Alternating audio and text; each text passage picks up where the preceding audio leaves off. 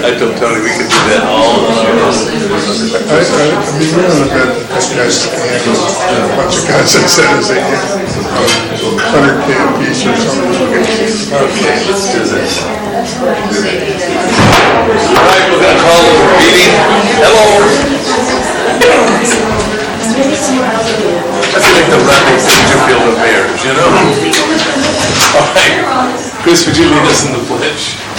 I pledge allegiance to the flag of the United States of America and to the republic for which it stands, one nation, under God, indivisible, with liberty and justice for all.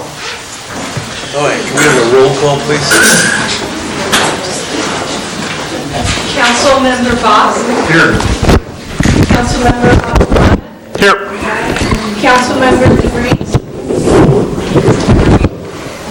Vice Mayor Freeman? Here. Mayor West? Here. Okay. This period for public comment. We hear what you say, but we can't do anything about it until it becomes some part of the agenda. Any public comment? I have one on the... Good evening, Mayor, City Council people, and staff.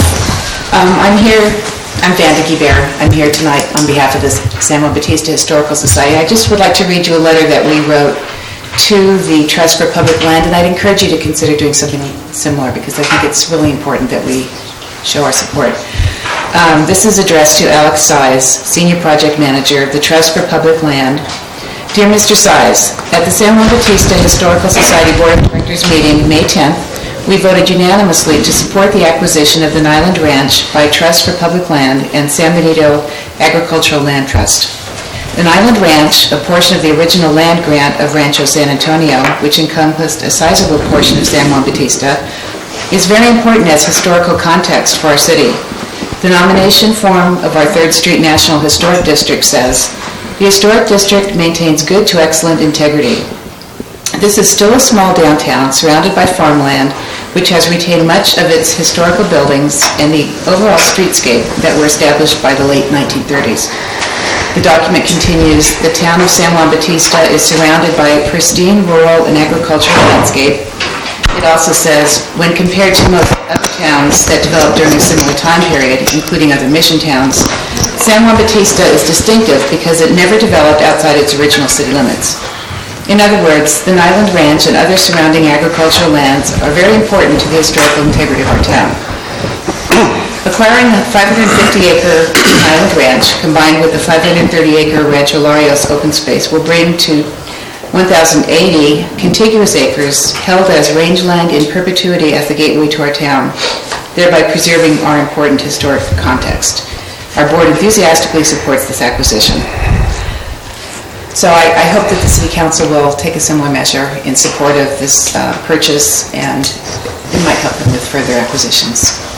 And I can leave a copy with you or email you a copy, or... Okay. Thank you.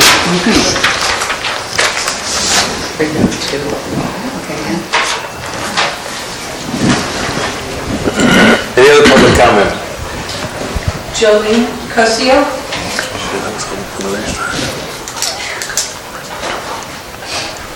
Hello, Council. Jolene Cosio, 181 Lane Street. There was a race held this weekend, and apparently it's a nonprofit for the schools, and it seemed like a really great thing. I talked with one of the teachers afterwards. She said they made money and all of that.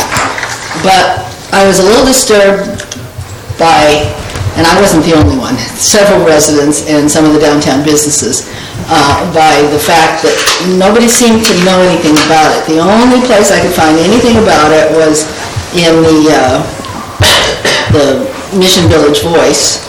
And I even went back into City Council because I was actually going to give you guys a bad time for picking such a terrible route for the race. Or allowing, I should say. You don't pick them, you have to approve them. Well, I can't find anywhere where this race was ever approved. And the downtown was blocked off by barriers until noon. which was quite an inconvenience. I saw several cars go through the barriers to park because there was nothing about no parking. And that you would come right up to the barriers and there was nowhere to turn around. So, because the main street was all blocked off. And I would just like to see, approval for these sorts of things, because I think we're supposed to approve any city street closures. And, maybe look at things like this, because there's been other ones that have been issues too. Maybe start it here on the lawn at City Hall, run to the library, whatever. But right down the main street and having it closed until noon was an inconvenience for both the residents and the merchants and tourists coming into town. We actually had a little group of cars coming in to meet at the 18th Barrel at noon, and some of them got here a little early, and most of them just drove through the barriers. It just was not well organized. There was nobody at the barriers. And the school teacher that I talked to said, well, we didn't have any volunteers. Well, maybe if you did a better job of announcing it, you might have had more volunteers. I don't know. But at any rate, it's a cautionary tale about both this race and whether or not it was approved, even though, like I said, it seemed to be a great success, and I understand from the teacher that the city manager ran in the race too, and that's just great. But also, any time where we have street closures, it would be good for the city council to really take a look at the route they're closing and see whether or not that makes the most sense for the merchants, the residents, and the tourists. Thanks. Thank you. Any other cards? No. Heidi Baltz, 41 Monterey Street. That race was on the counter events with the San Juan Bautista Community and Business Association. It's been on the calendar for over a year. It's been published on Facebook. There was posters. Yes, we definitely need more volunteers, but I guess we need to have the closures manned better, but it has been published. And it's on the website too. Thank you. And it was on Benito Lane too, so that's... Any other public comment? Okay. Consent items. Anybody want to pull one of the consent items?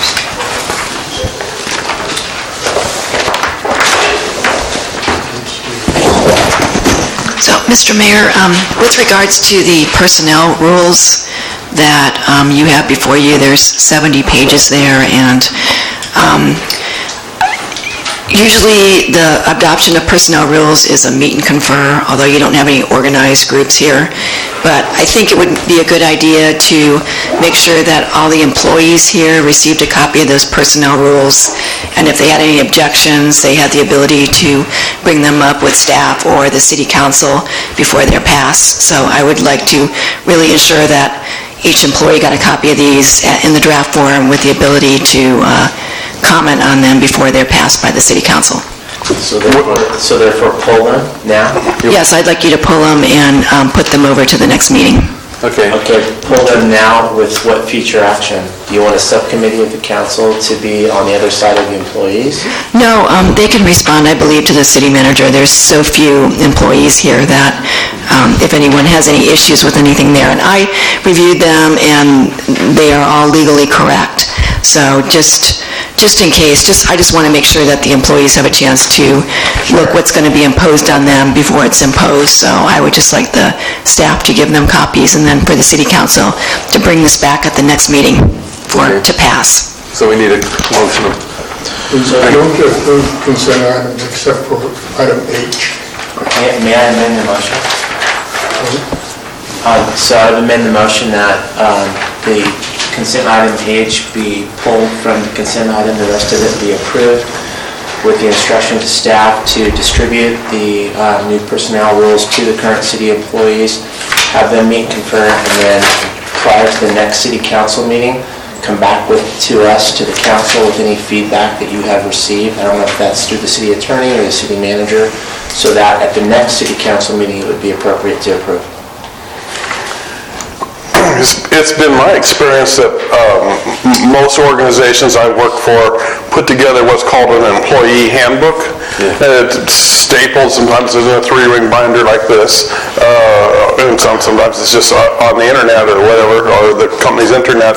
But that should be done, and it should be required, and should be distributed to each and every employee, so. But it's not really debated by employees. No, but I'm just giving a little suggestion. Second Dan's motion. Okay, we have a motion. Amendment.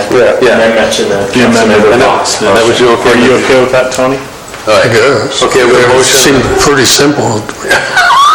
Okay, we have a motion and a second. All in favor, say aye. Aye. All right, 5-0.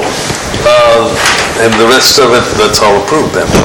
Okay, action plan. Action items.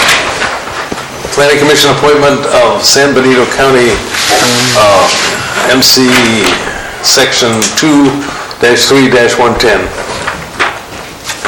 You skipped number 4. Let's go back to recognition of Oh, for Angela. goodness sakes, yeah, I had it all marked up. All right, 4, presentation information. First, I want to do a presentation to Angela Oliveira. Is she here? Would you come up here? All right. The City of San Juan Bautista presents to Angela Oliveira with sincere and grateful appreciation for the dedicated service to the citizens of San Juan Bautista Adult Advisor Youth Commission. Thank you. so much. Congratulations.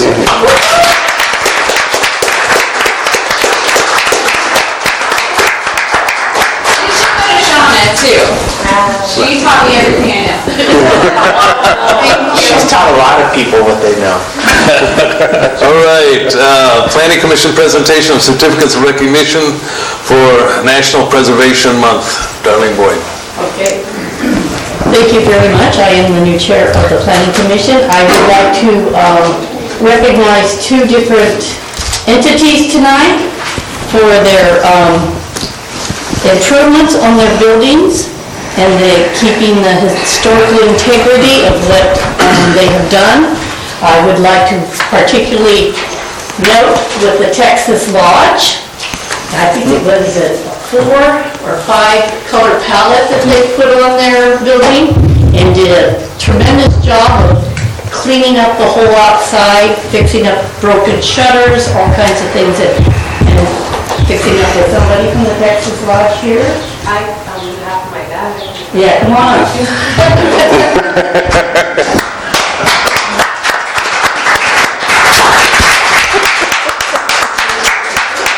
So, anyways, congratulations. Yeah. Can we take a picture? Sure. Right there. Oh, it's the camera watching. So anyway, here's your certificate. Thank you. You give that to him, and you also need a photo. Oh, that's beautiful. Frame photo. So if you want to turn around, you'll take a picture. All right, thank you. Thank you.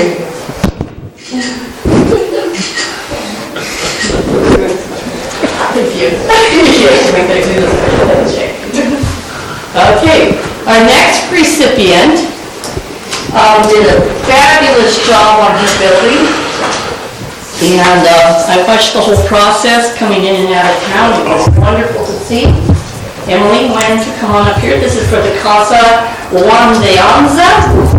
Love the way she replastered it, protected the historical integrity. Get to turn around and look at the camera.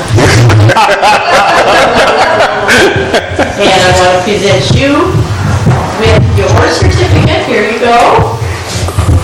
And we also have a photograph of you. Yeah. Pretty good.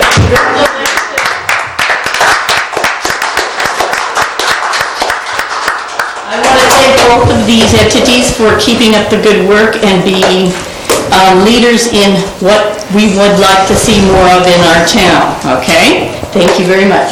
Thank you. All right, I'm going to read a National Public Works Week proclamation, and it's whereas, when you're all done, just let me know.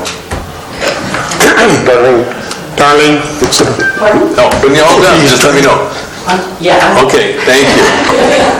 National Public Works Week, May 20th through the 27th, 2018, whereas the Public Works staff focuses on infrastructure, facilities, and services that are vitally important to sustaining and resilient communities and to the public health, high quality of life, and well-being of the people of California. Now and therefore may it be proclaimed, I, Mayor Jim West, on behalf of the City of San Juan Bautista, do hereby proclaim the week of May 20th through the 27th as National Public Works Week and urge our residents to join with representatives of the American Public Works Association and governmental agencies in activities and ceremonies that pay tribute to our public works professionals, engineers, managers, employees, and recognize the substantial contribution they make to our health, safety, and quality of life. Thank you.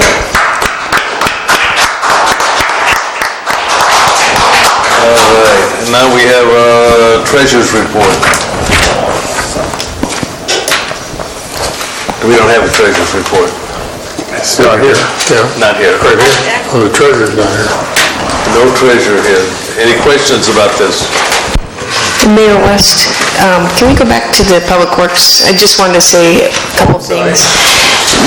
If people could maybe pat the Public Works on the back during that recognition week, I think that would go a long ways. We're going to do a little celebration for them during that week, and if you could just recognize them and thank them for the hard work that they do, I think they've really increased their motivation, enthusiasm, engagement, and they've really done a great job, especially the last 3-4 months. So just wanted to give them an extra boost of recognition.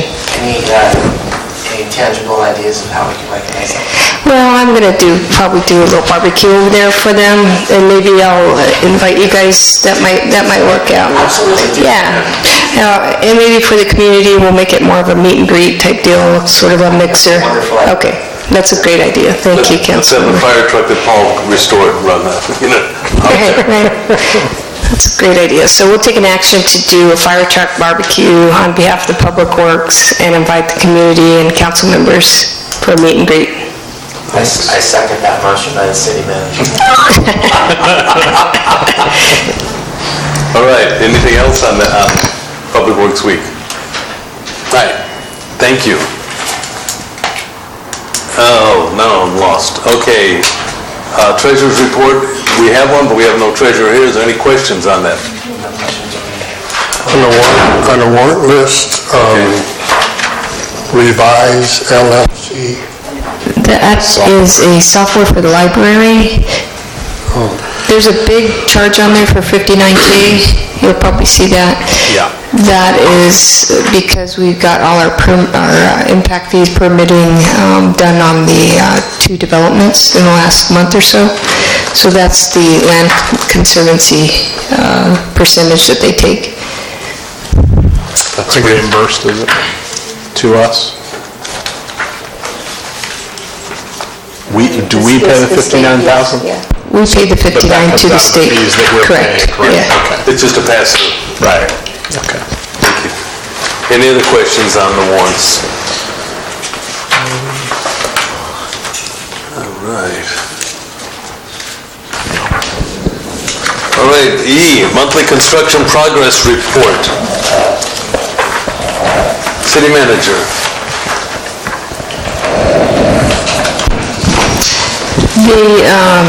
Both the developments have been given the green light to do build but not occupy due to the well being in good shape for our well. So it authorized them to go ahead and build but not occupy. And Rancho Vista, I believe, we issued 11 permits for Rancho Vista. We haven't issued any for Copperleaf at this time. We are going to go into closed session on one construction matter out at Rancho Vista. So that's it for now. All right. Any questions? Yeah, Mr. Mayor, I have a question.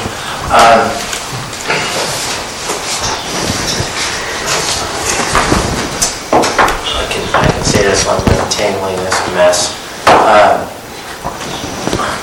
I've noticed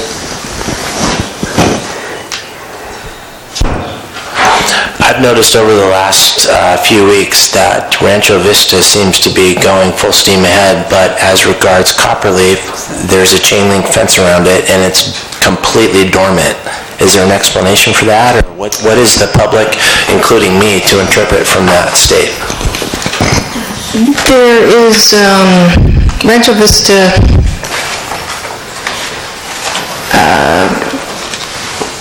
what's the difference? So there's no difference in terms of their ability to build.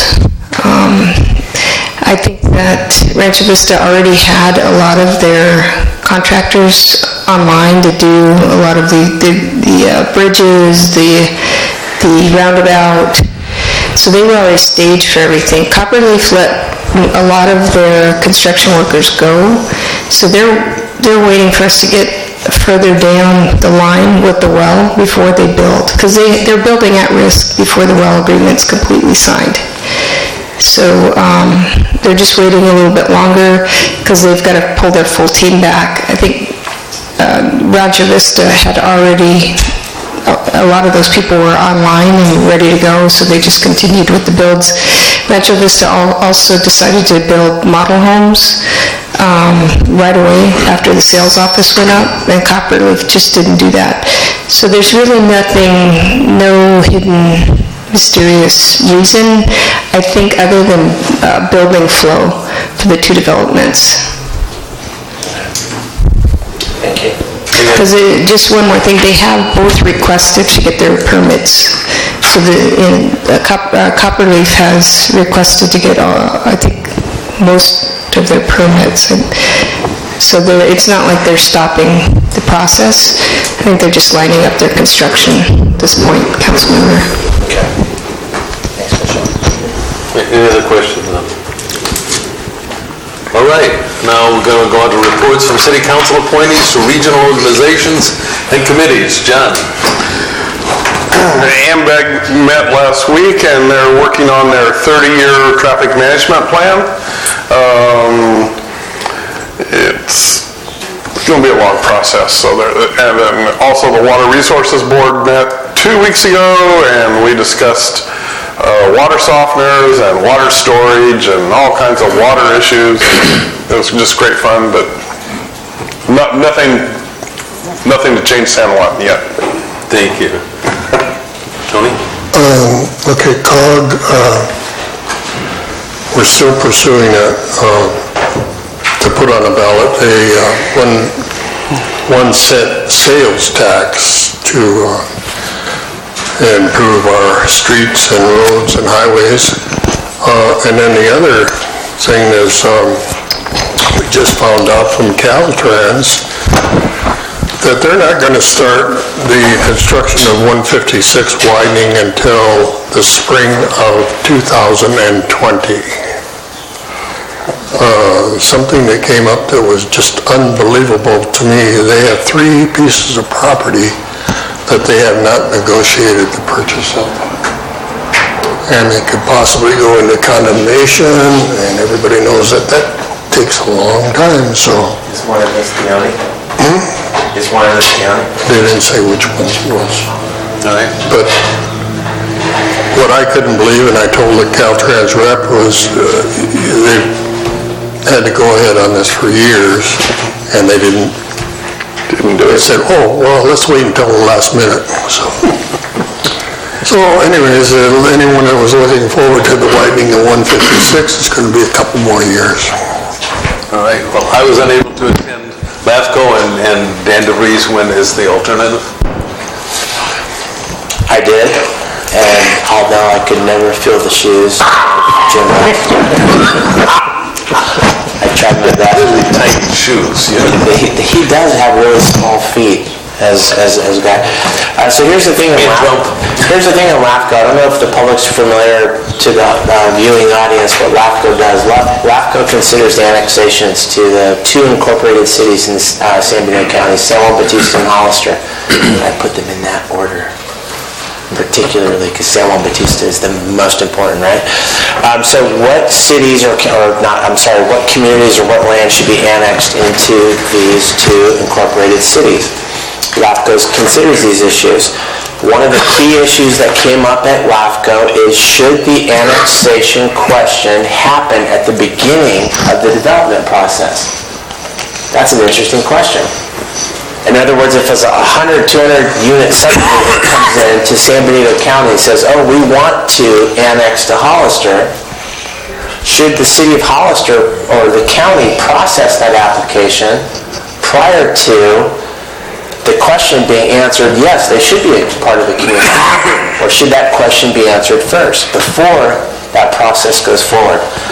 I and Supervisor Botello feel pretty strongly that the question should be front-loaded, that the whole question of which community should be annexed to the city of Hollister and the city of San Juan Bautista should be at the front of the discussion. So that was the thing that was discussed. It was tabled. They instructed staff, that's including you, as the regular guy, you're going to consider that conversation further. Yeah. It's an interesting conversation, and I think that it should be at the front. And their contention is, well, we've got to do an EIR. Well, it's all can be approved in subject to an EIR. That's right. Because the LAFCO is not doing an EIR. That's right. All right. The fire committee keeps canceling meetings. And we know why. Well, I'm beginning to be concerned about the process, and I think that it may be in our best interest to discuss at our next meeting some of the feedback that we got in the report that was the consultant's report that was generated, and start thinking about what we need to do to move forward.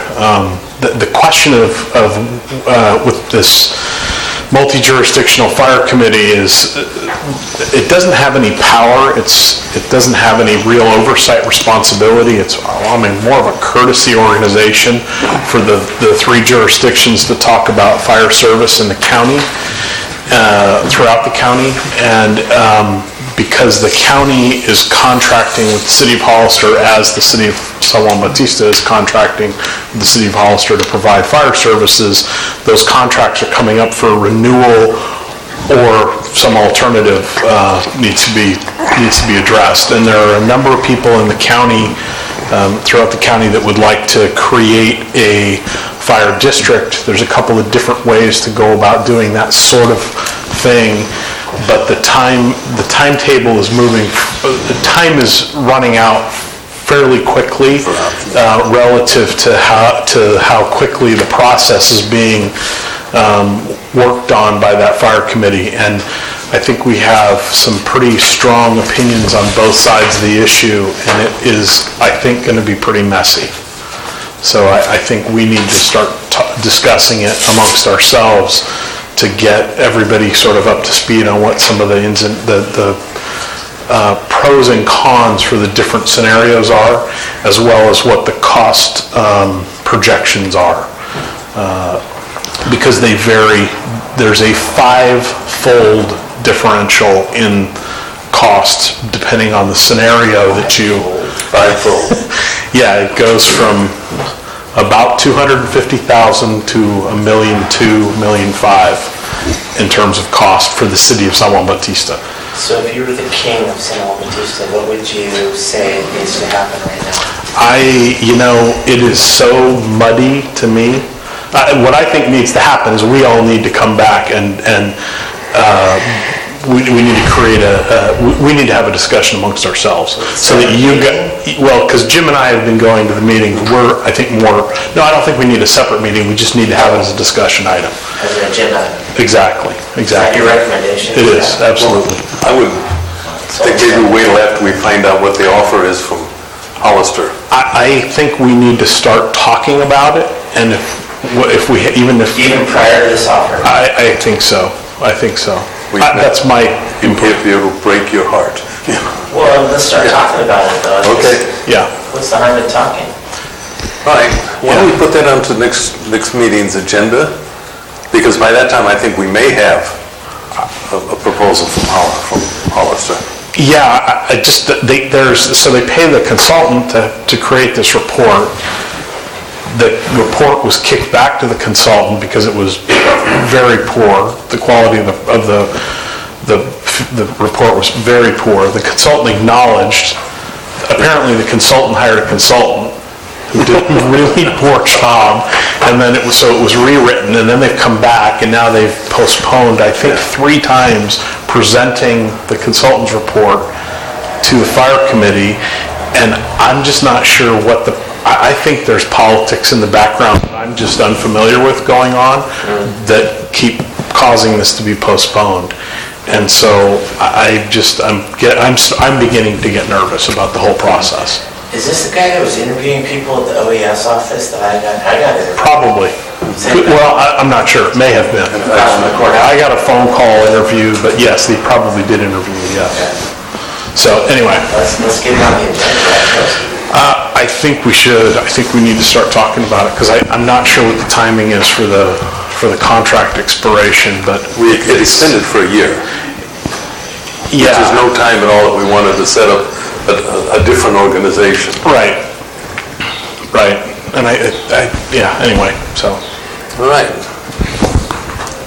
Strategic Plan Committee report. There she is. Mr. Mayor, members of the City Council, our report is that we have on your agenda tonight our annual work plan. So it's 2 more items from this month. We spent our last meeting finalizing our plan, and we'll have something to present to you later tonight. Terrific. Okay, thank you.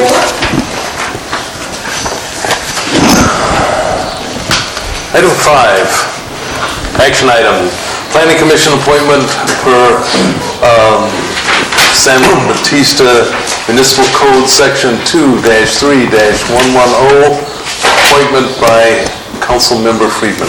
So, we announced the Planning Commission vacancy on the website and various places around, and it was open for well over a month, and so I interviewed all the applicants.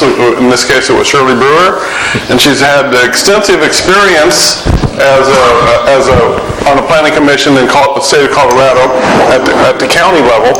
So I feel that that's very good experience for planning at the city level too. So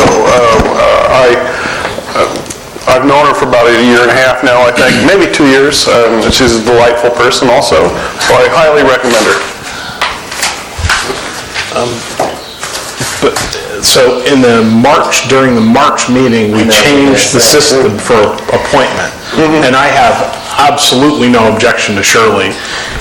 And I guess what I would suggest is that the new process, as I understand it, is that we interview the applicants and then somebody makes a motion and we go through it. I was told that wasn't going to take effect until a month from now or something like that. So I went ahead and did it. Sure. For the old rules. That's correct. Yeah. And what Councilman Miron is saying is that, well, according to the new rules, it's supposed to be a whole different paradigm. New rules aren't in effect yet. So are we in a kind of a purgatory now? Yeah, I think the old rules, the new rules. I think so. I think we do. Well, in order, in the interest of government expediency, can we get something done tonight? Yes. What is that, Mr. Mayor? That we just appoint her. I know her. She's a quality person. John has interviewed her. John knows what we're looking for. No, I'd just like to hear from the city attorney. Okay. All right. Does that seem reasonable? So I think my notes show that the second reading of this was April 17th. Oh, so it was March. So then it has 30 days before it goes into effect, so we're right, I think. So it's not till a couple of days. Right.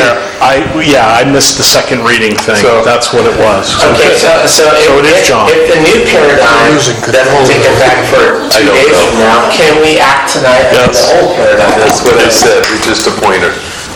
We've all met her. We all know her. Well, the city council is supposed to interview and appoint, but if you look at the resume there, and I kind of feel that if you think that that's the only qualified, only applicant, and she's qualified, and you know her, and you want to waive the interview, I think the city council can do that and adopt under the new rules. No, do I have a motion? What's the definition of interview under the ordinance? No definition. Let's interview her right now.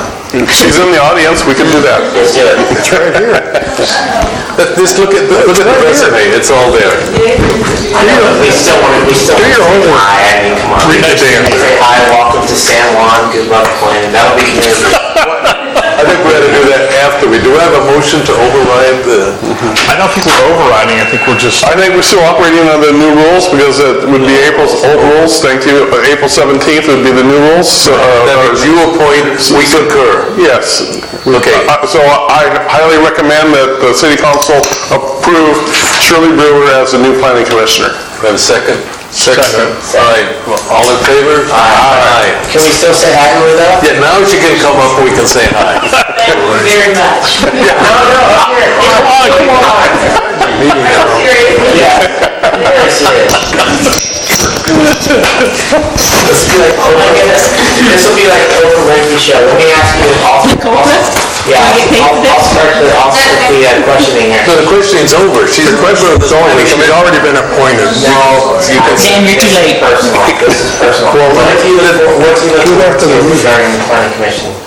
I want to be a part of a community like this, a historical community. I've done it on the county level, and now it's just time to zero in on this community, and I like a lot of the things that I see. I want to be a part of this process going forward. I'm really, really excited, and I really appreciate John taking the time to interview me and read my resume, and And we all read your resume. did you really? Okay. Yes, we did. We all voted. John, good. Good. I'm excited, and I thank you very, very much, and I'll certainly do my best to represent the city. I'm sure you will. Thank you very much. Thanks, Shirley.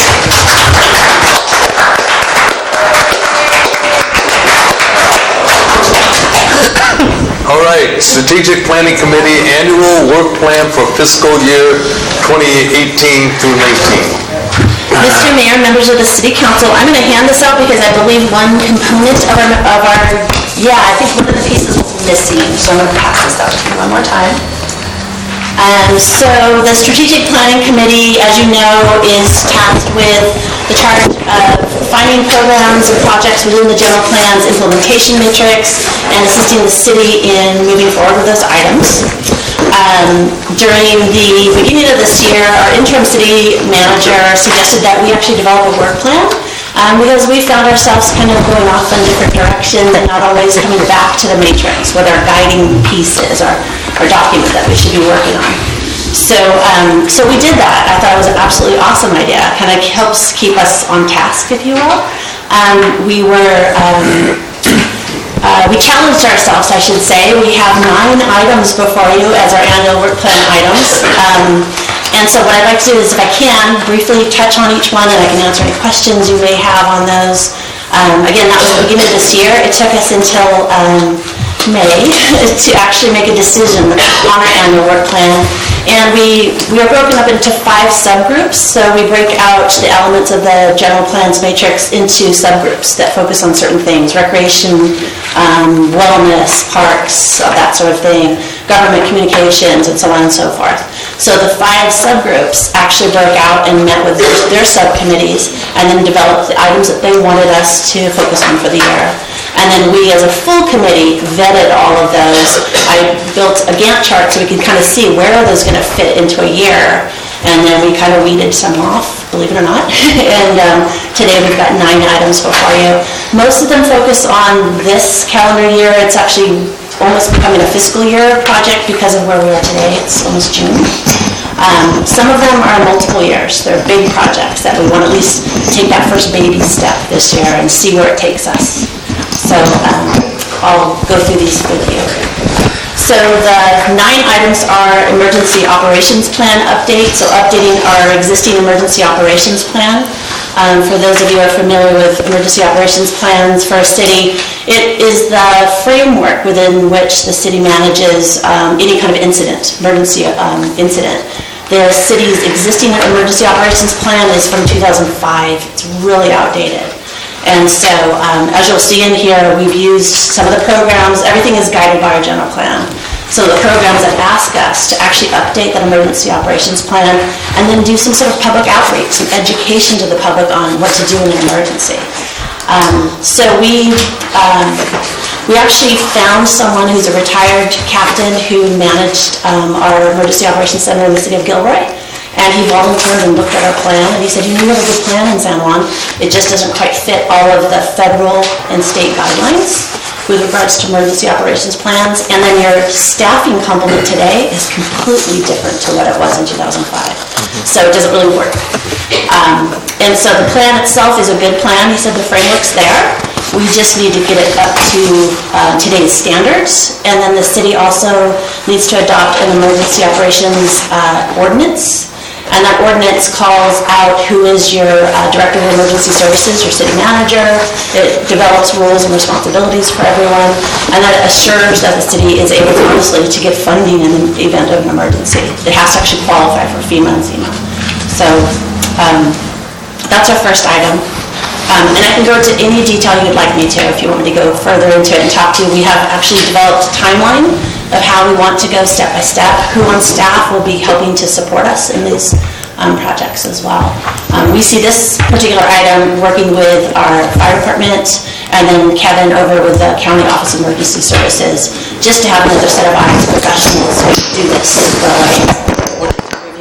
Just go through it like you're doing now, and if somebody has a question, we'll just interrupt you and answer. Okay. Thank you. Sounds good. All right, so that's that item. The next is development of a farmer's market program. That's the piece I don't think was in your packet. So you'll see that there are 8 different elements of our general plan that talked about developing a farmer's market, that focus on a farmer's market in San Juan. So what we felt as a committee we could do is not actually put on a farmer's market, but develop the framework. How can a farmer's market work? How would we develop a fee waiver program at the city level to help support local farmers coming in and actually holding a farmer's market here? How can we develop our advertising pieces to get out to operators or growers? And then kind of work with the city on location. Where would be the best place for a farmer's market in San Juan? We thought it would probably be beneficial for us to start, again, with kind of a baby steps. So we thought we'd do like a July farmer's market, hope to get to the July timeframe, and then another one in the fall. So what were you guys' thoughts on location? I haven't been part of all of the discussions. I did hear that we were thinking 3rd Street from Polk down to McCollum, that block area, just because we've got so much going on the other sides of town. It'd be nice to kind of bring everybody down this end of town. But that hasn't been really fully vetted. The objective is really to just kind of get the idea out there and then talk about locations.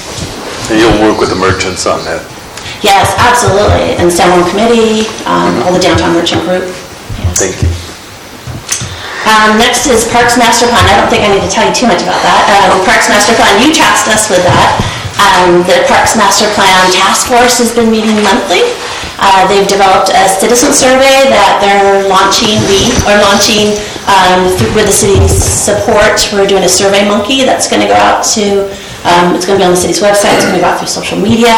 We're also going to do the survey in the water bill so that every single water bill customer, everybody who gets a water bill is going to have that survey to get some public input, because you asked us to do that, to get a lot of public outreach. So our goal is to have, within the next 3 months, kind of a calendar. Where do we see this, going forward? And next steps, we've been working with city staff quite a bit on this project. Planning's been very instrumental. Our city manager has been very instrumental of kind of plotting out where are the parks that are existing, what are the needs in those park areas, and then what are some of the possibilities with regards to our Parks Master Plan. So that's that item. Next is a wellness fair, and this is something that's a real easy thing to do. We've seen it in other communities. Gilroy just held one. I know downtown Hollister does a wellness fair. It's really finding a venue for those healthcare providers to come to, and they basically put on the fair for you. So this one is really more of a communicating with the public, finding a location for a wellness fair, like the community center or some other facility. and then having that available for an event to be held. And we're looking at holding this in the fall of this year. That's the list there. The next item is a public art project. So one of the components of our matrix is to help develop a public arts program for trails and complete streets. And so we had an idea of doing a pilot program and doing an art project in the street.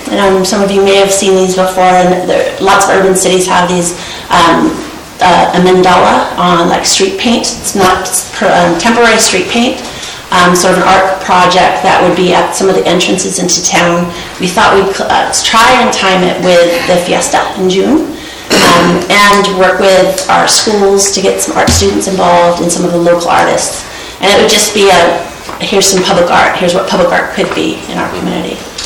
And we do have an artist a local art, well, I don't know how local she is, but sort of local. Oh, hi. And then we also have Darlene that was involved in that, so let's see.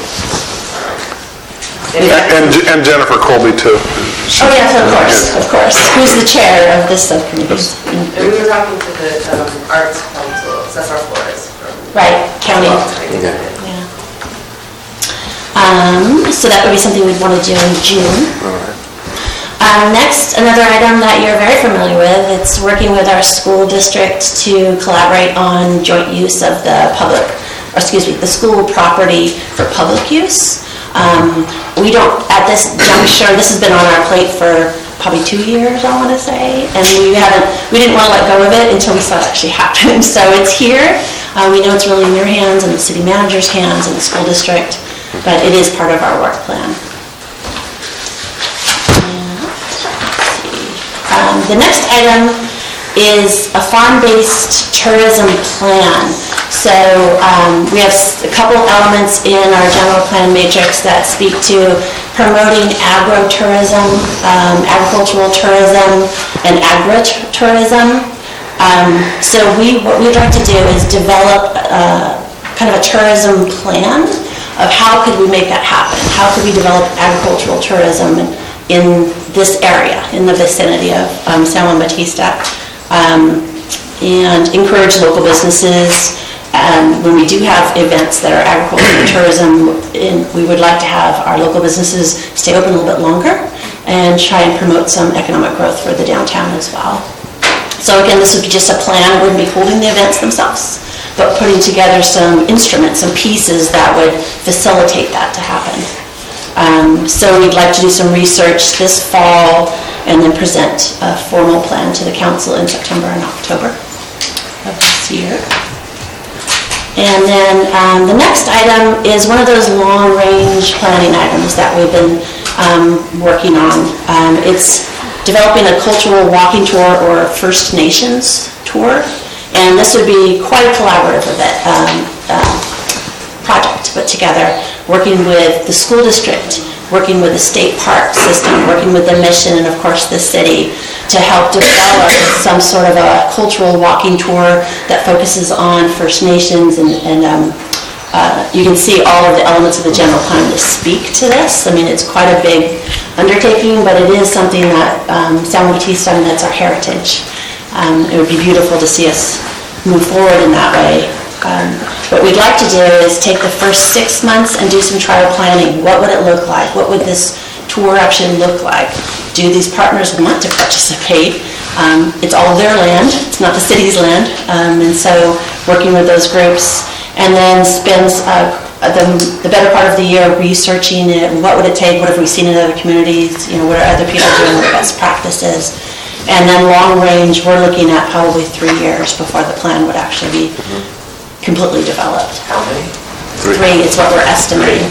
I said 30. Oh no, I want to be alive. Me too.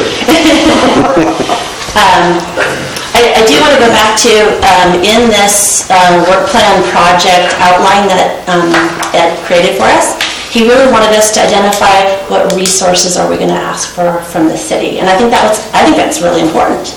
You need to know, what staff time are we asking for? Is there any financial resource that we're asking for? So note that there are, especially with this type of thing, we would need some collaboration, obviously, with you and those other entities to work with us. And the last item, I wish I had as much energy as the chairperson of this, because the lady who put this together is just so excited about this. So we, in our efforts to develop economic stimulation and really trying to grow the economy, one of the items or issues that we see as a really big opportunity is the use of social media in San Juan Bautista. And so what this subcommittee would like to do is develop sort of a social media how-to educational effort. So how to use the hashtag and all that kind of thing, or pound sign, or whatever you want to call it. And to do it collaboratively with our downtown, to do it with, share it with the mission, share it with the state park, share it with our school district, whoever, to actually really promote San Juan Bautista in all forms of social media. Certainly with our city staff, but actually passing it on and giving hits and all that good stuff on social media. We just grazed the surface here. And, and this is another item that we've really been plugging for social media for the city. We're here, we've got it. So let's start actually using it. And so this is actually, it's an educational package that we would be putting together and then holding some kind of sort of a class, start with staff here and teach staff how to utilize social media. Our chairperson, this is what she does. She's that's marketing is one of her specialties. And then taking that and then moving on to downtown associations and, the San Juan committee and so on and so forth. So just really get everybody on board using social media in the same way to help promote San Juan Bautista. That's all 9 items. Well, thank you. That's it, huh? That's all we got. Yeah. All right. Do we have any public comment on this? Of course. Wow.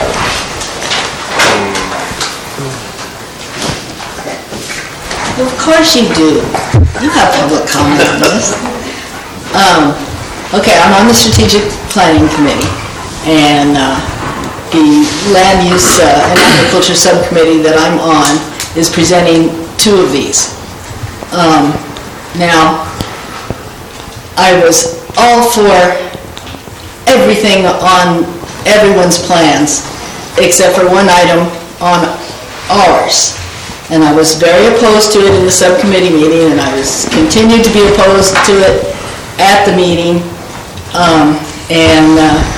I was informed that if I wanted to vote against that, I had to vote against the entire thing, which broke my heart because I think there's wonderful plans on here. And I had to vote against all of them. I was the only one who voted against all of them because I'm so opposed to doing this at this time. And Shauna didn't mention it, but the agritourism plan has a cannabis element to it. I do not think the city is ready for cannabis tourism. It can't be held downtown, so it doesn't tie in with all of the things we talked about doing with downtown merchants and all that. It can only be held out across the highway. There are currently no growers out there to tour. Yes, we've passed the cannabis ordinance, but... Not yet. Not yet. Oh, not yet. Oh, sorry. Wait a minute. I thought we did that last month. No, we did the first reading last month. Okay, first reading. We made substantial changes, so we have to do the first reading again this month. Okay, sorry. I didn't stay for the meeting last time.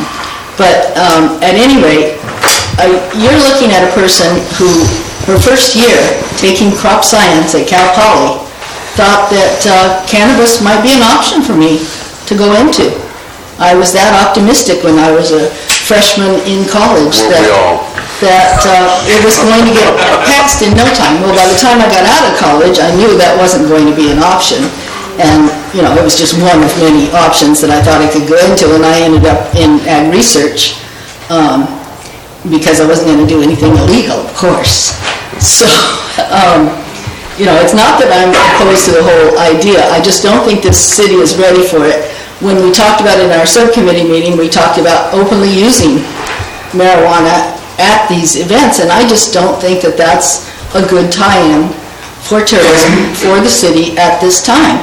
Now, if we had pulled that out and said, well, let's do this part of it next year, I might be all for it by then. There might be some actual growers out there by then. But right now, I am not for tying in that cannabis element to the agritourism.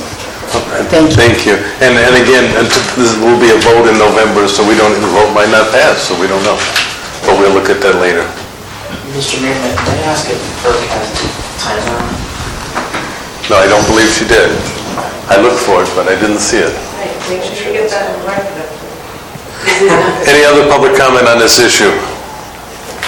All right, any other? Yeah, there was, I gave her a card. Yeah, so, Mandisa, Ms. Nogi. You want to turn on the timer? Yeah. Oh, wait. Thank you. Good evening.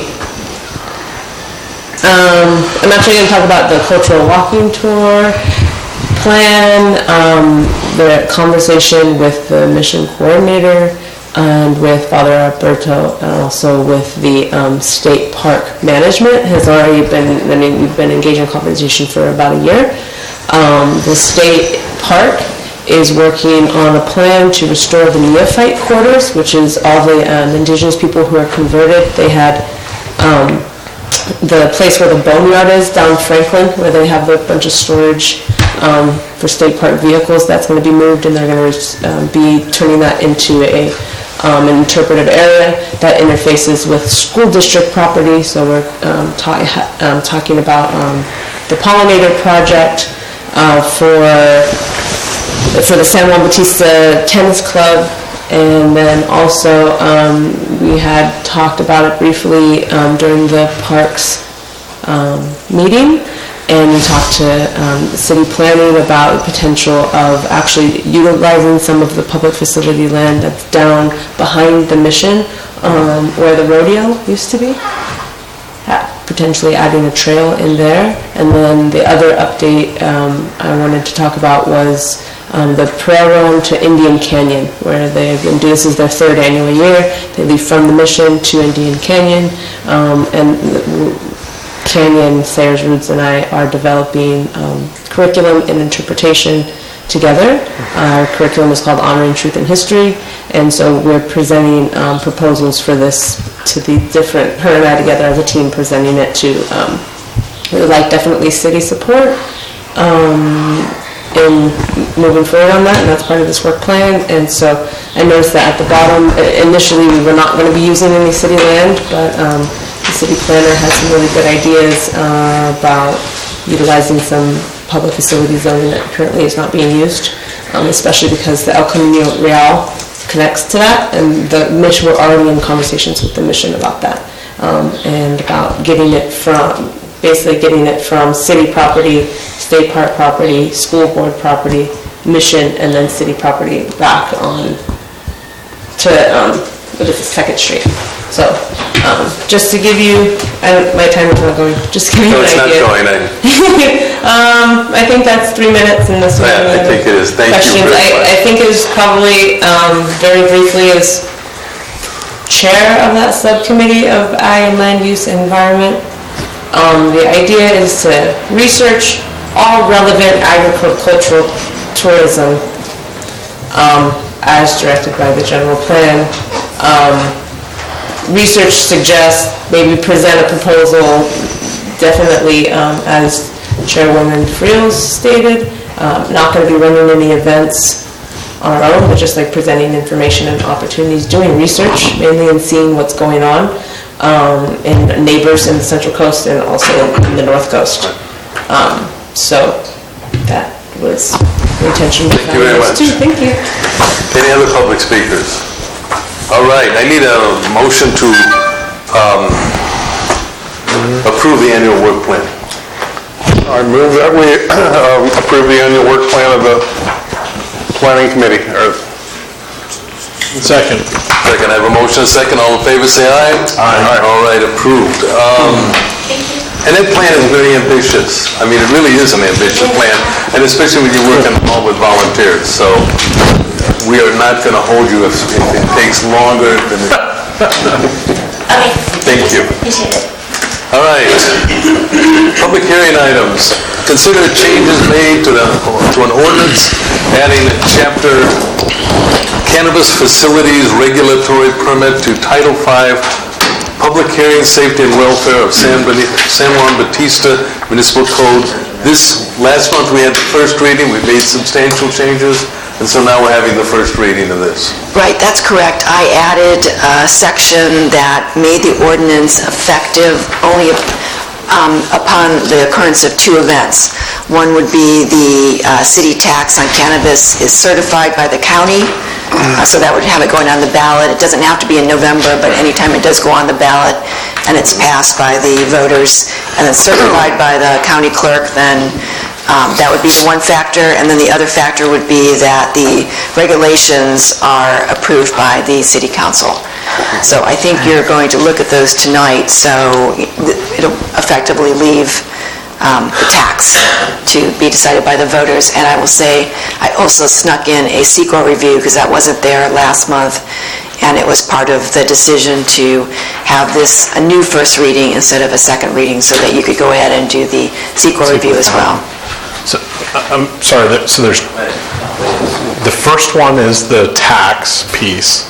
The second thing that has to happen for it to go into effect is that we implement the rules and regulations. Is that correct? Okay. Correct. So it's two things have to happen before it becomes effective. Correct. Okay. Is it whichever comes first, or both have to happen? They both have to happen.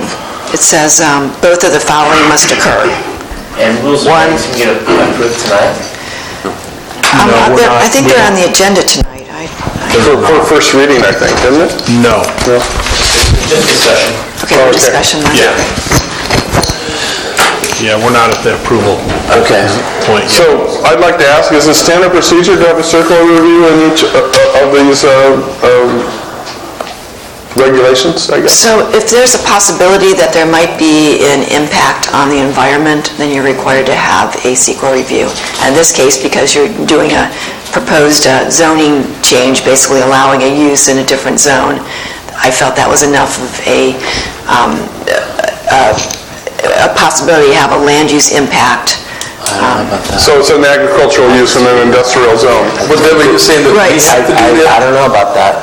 The city has to do an EIR to pass this? No, so this is just it's a CEQA exemption. So we're saying that there's no possibility this will have an impact on the environment. So the standard question of whether there's a CEQA review is, you should do CEQA review if there is any possibility it'll have an impact. But then you say, well, we can do an exemption and say there's no project here, because we looked at it, but you have to look at it. So that's, CEQA will make you look at it. If no one ever looked at it, then it could get challenged. Looking at it and making a decision, then it's good to go after 30 days, so.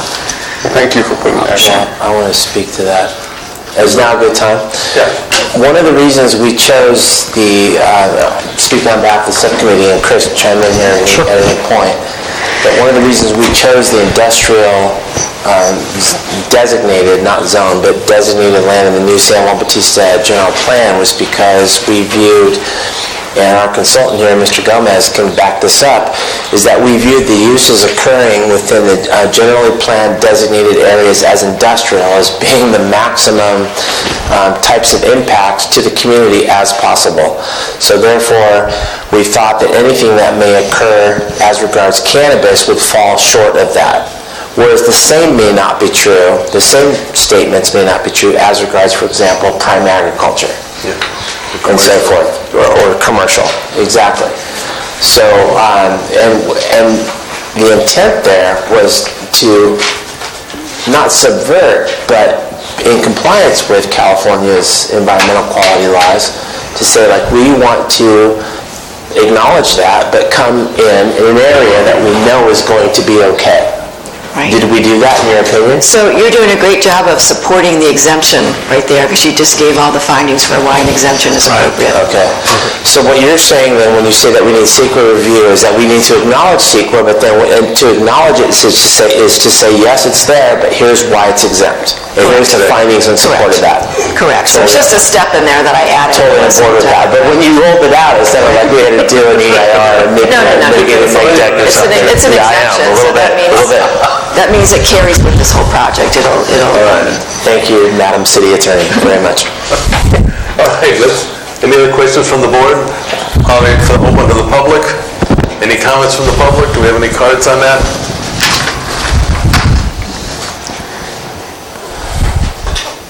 I normally have like really eloquent things to say and well prepared and criticisms and my only question is that last month, the month before, we got a timeline, and that timeline now has changed because of taxes, which is totally great. I'm supportive of a tax measure. Is there language that you're going to be voting on today? That's going to be maybe next month. Okay, so I would just basically like to see, I remember September, there was a potential of opening for applications, and then, I would just basically like, if the city attorney or city manager could, or maybe even Victor Gomez could let us know what the revised timeline is with the additions to the ordinance, or with the amendments, including the requirement for the taxes to be passed before it actually becomes in effect, because I think that would definitely... I think Mr. Gomez is going to cover that in his presentation. He's going to have a presentation? Yeah. All right, well, thank you for moving forward on this, and I appreciate that, and the time to speak. Okay. All right, not yet. Oh, are you going to public comment? I'm sorry. I can do it during public comment, that's fine. Just really quick, we do, so thank you, and obviously, it's important here to have this first reading again. Good thing is that we have some time to get this done. To answer the previous speaker's questions, it would delay the original timetable by 3 months, because we will likely approve the rules and regs in the coming months.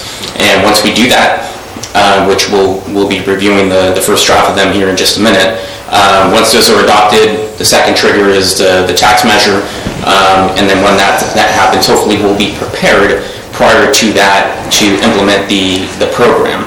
Those are discussions that I need to have with your city manager to be prepared for that, but likely you do need to place the cannabis tax on the ballot if you choose in the November election, and we should have time to be prepared to start accepting applications likely in either December 1st or January 1st, we meaning the city. In addition to that, regarding the SECO exemption, don't forget you also need to go to your planning commission for a zoning amendment for industrial, because industrial does not allow agricultural uses or really any cannabis use. So that needs to come to the planning commission for an update within the next couple of months for industrial zoning. So. Wait, Victor, don't go anywhere. Mr. Mayor, may I ask a question? Please. So I think it's the intention of the subcommittee, certainly, and if I can speak on behalf of the council, and maybe if I can't, you all can say your piece.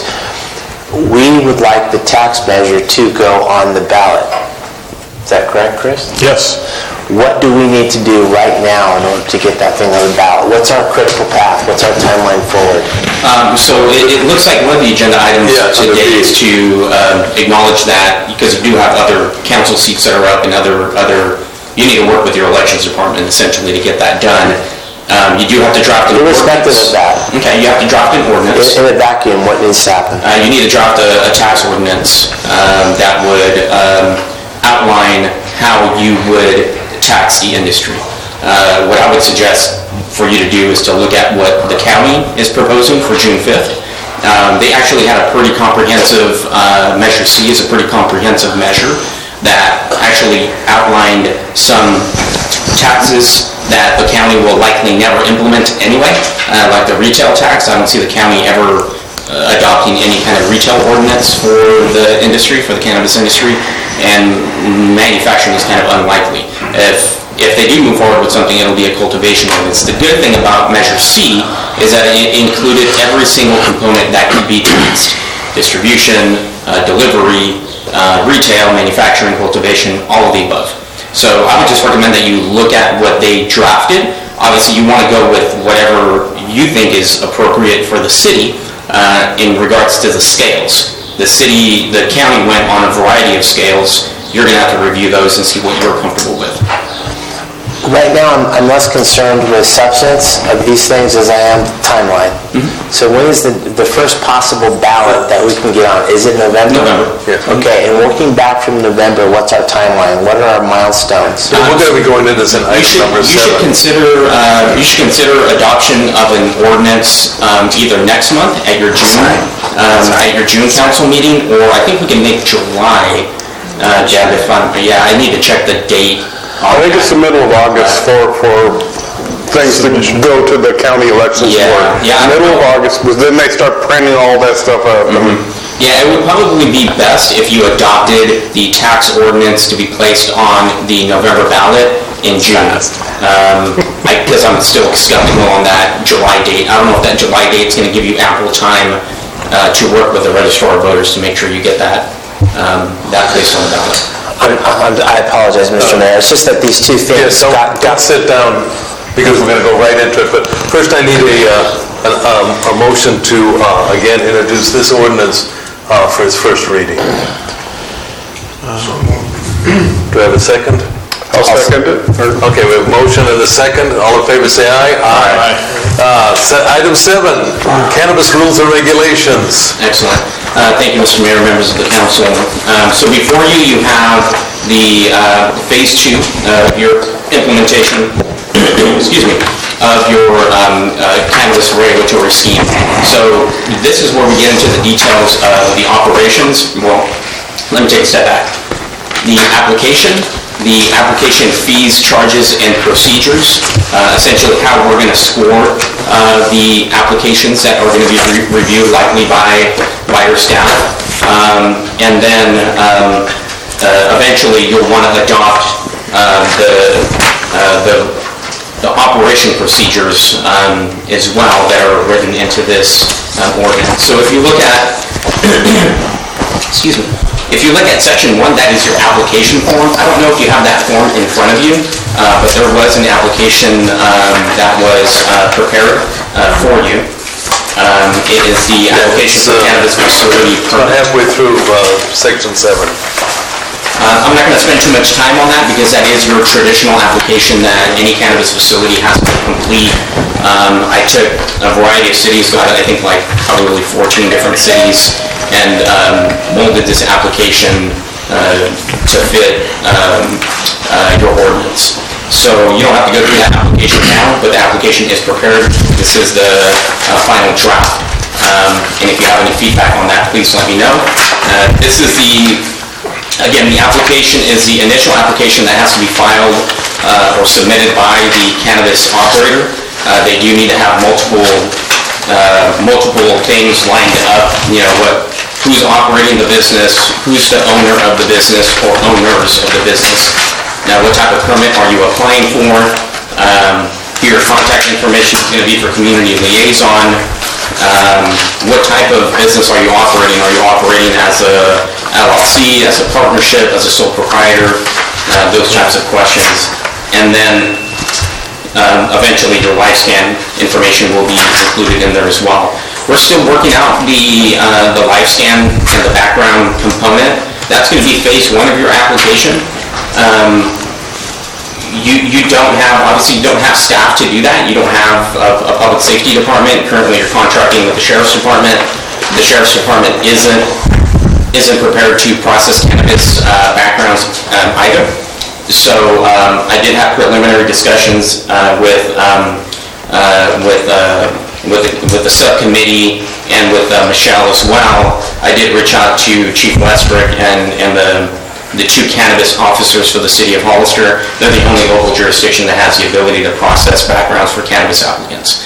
So again, we're in preliminary discussions, but likely my recommendation to you is going to be to outsource the background component of the application to the Hollister Police Department temporarily, at least until the Sheriff's Department gets their ORI number and is prepared to do this, if they're ever prepared to do it. I think some of that's going to be contingent upon the county passing the cultivation ordinance as well, but we'll see. We'll see where they land.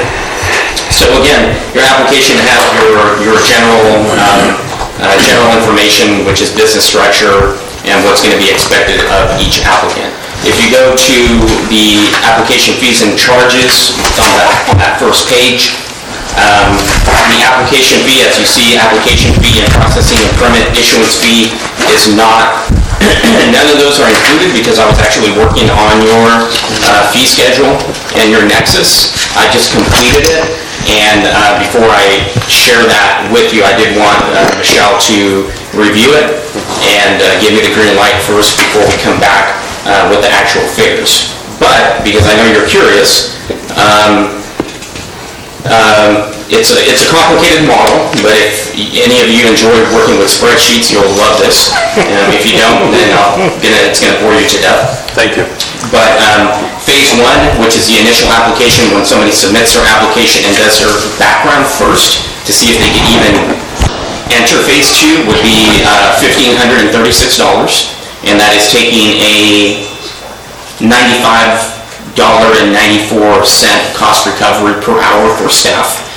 So anytime your staff is involved with anything cannabis related, to track your time, they send the bill to the applicant or operator when they become operators. Phase two would be $5,280 for the after the background to review the full application, which is generally can be anywhere from 200 to 400 pages long. Again, these are predictions based on other jurisdictions and their work and involvement in processing applications. I determined 55 working hours for each application. And that brings the total application to $6,816 per application. And that is, again, your cost recovery for your staff or your contractor or whoever you're going to use to process applications to recover those fees. So that is section 2. Section 3 is the application process. So we want to make sure that we have we have a clear understanding of what the expectations are going to be of the applicants. So if you look at section 3, section 3 will have will focus around the general eligibility requirements, which are, are you a legitimate business, are you registered with the state of California, and so on. Stage 2 would be the applicant facility evaluation scoring, and this is something you want to keep a close eye on. This is what's going to be used to score every single application that we get. This is a beauty pageant. Exactly. So you'll have an opportunity to have each applicant submit documents that essentially demonstrate that they are prepared to operate in your city and they know what they're doing.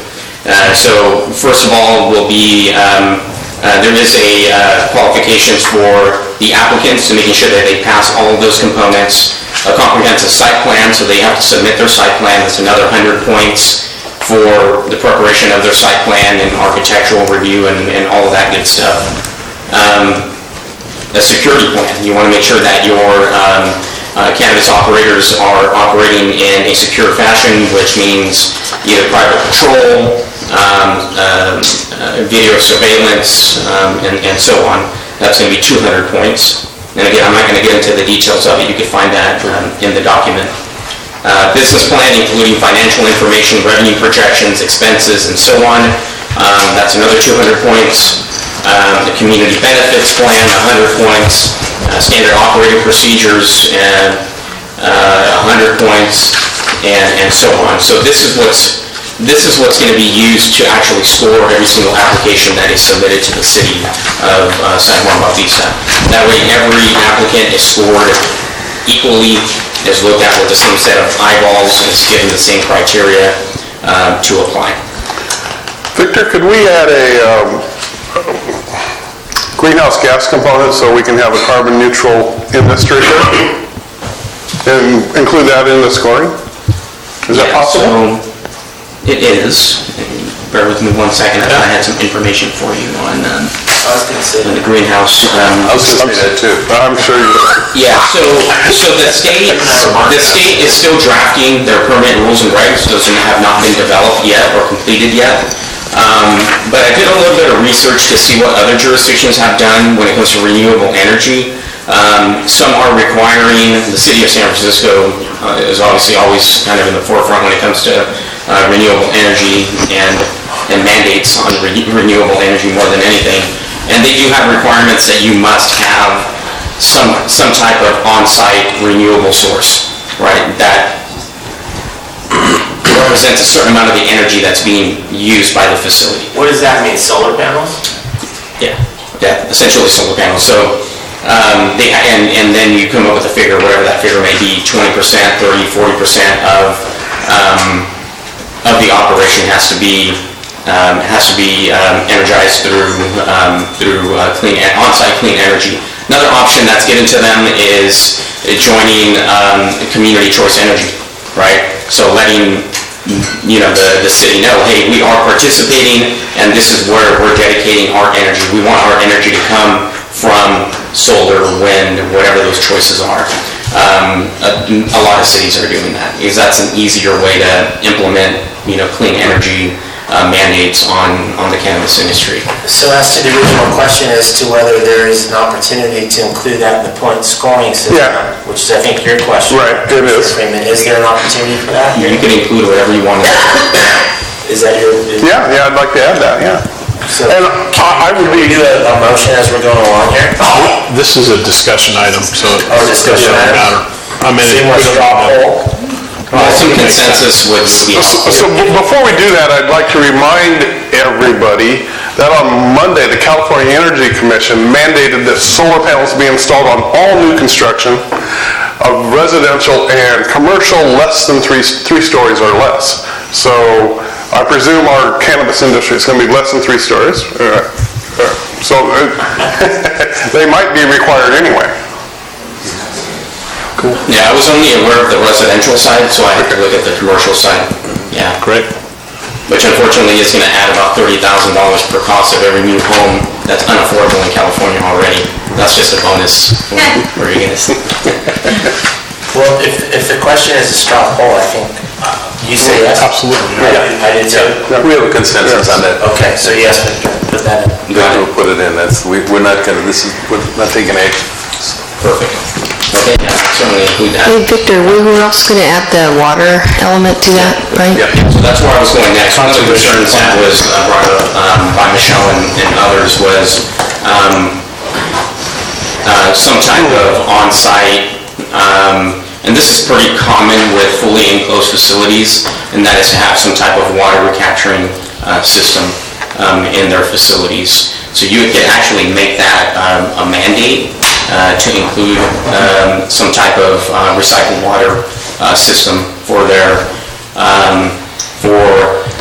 cultivation facilities. Cultivation facilities are the ones that are going to suffer. Would that be on-site or would it be from off-site? It would be on-site. Yes.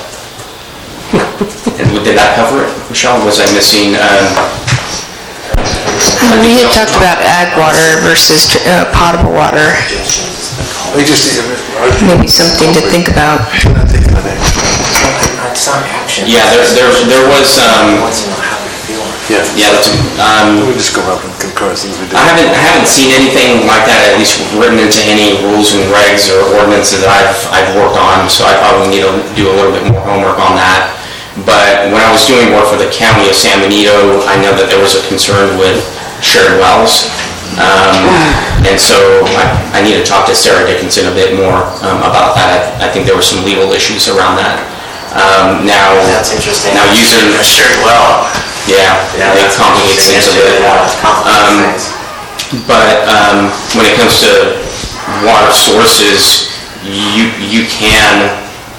If you have a concern with municipal water usage, you can write language in here that would restrict that, or at least give bonus points, if you want, give bonus points to those that will be using a non-municipal water source, is kind of an option to go as well. Because I know that is a concern, so. So if your question to the council now is, should we include points for water conservation, I think, right? Yeah. Is that the city manager's point? Yeah. I vote yes. Yeah. I think we have a consensus on that. We have a consensus, okay. Excellent. Yeah, and allow me to play with that a bit, maybe able to address also, Michelle, the source, the water source. And what about the water leaving there, the fertilizers and stuff? Is there any precedence on limiting certain fertilizers for cannabis? They are required. They are required to have. Well, that's more of an agriculture. So the county ag, Karen and the rest of her team at county ag have requirements on storage of all nutrients and pesticides or any of that sort that's going to be used. If that's what you're. No, I don't think she's talking about storage, I think she's talking about application. You don't go out on the river. State law is already addressing that, right? Yeah, and you do have to address that in your environmental plan. So when you do submit your application, you do have to submit a plan that details the usage of the nutrients and pesticides that you're going to be using, and prevention plan of preventing any type of pesticides from being leaked off-site.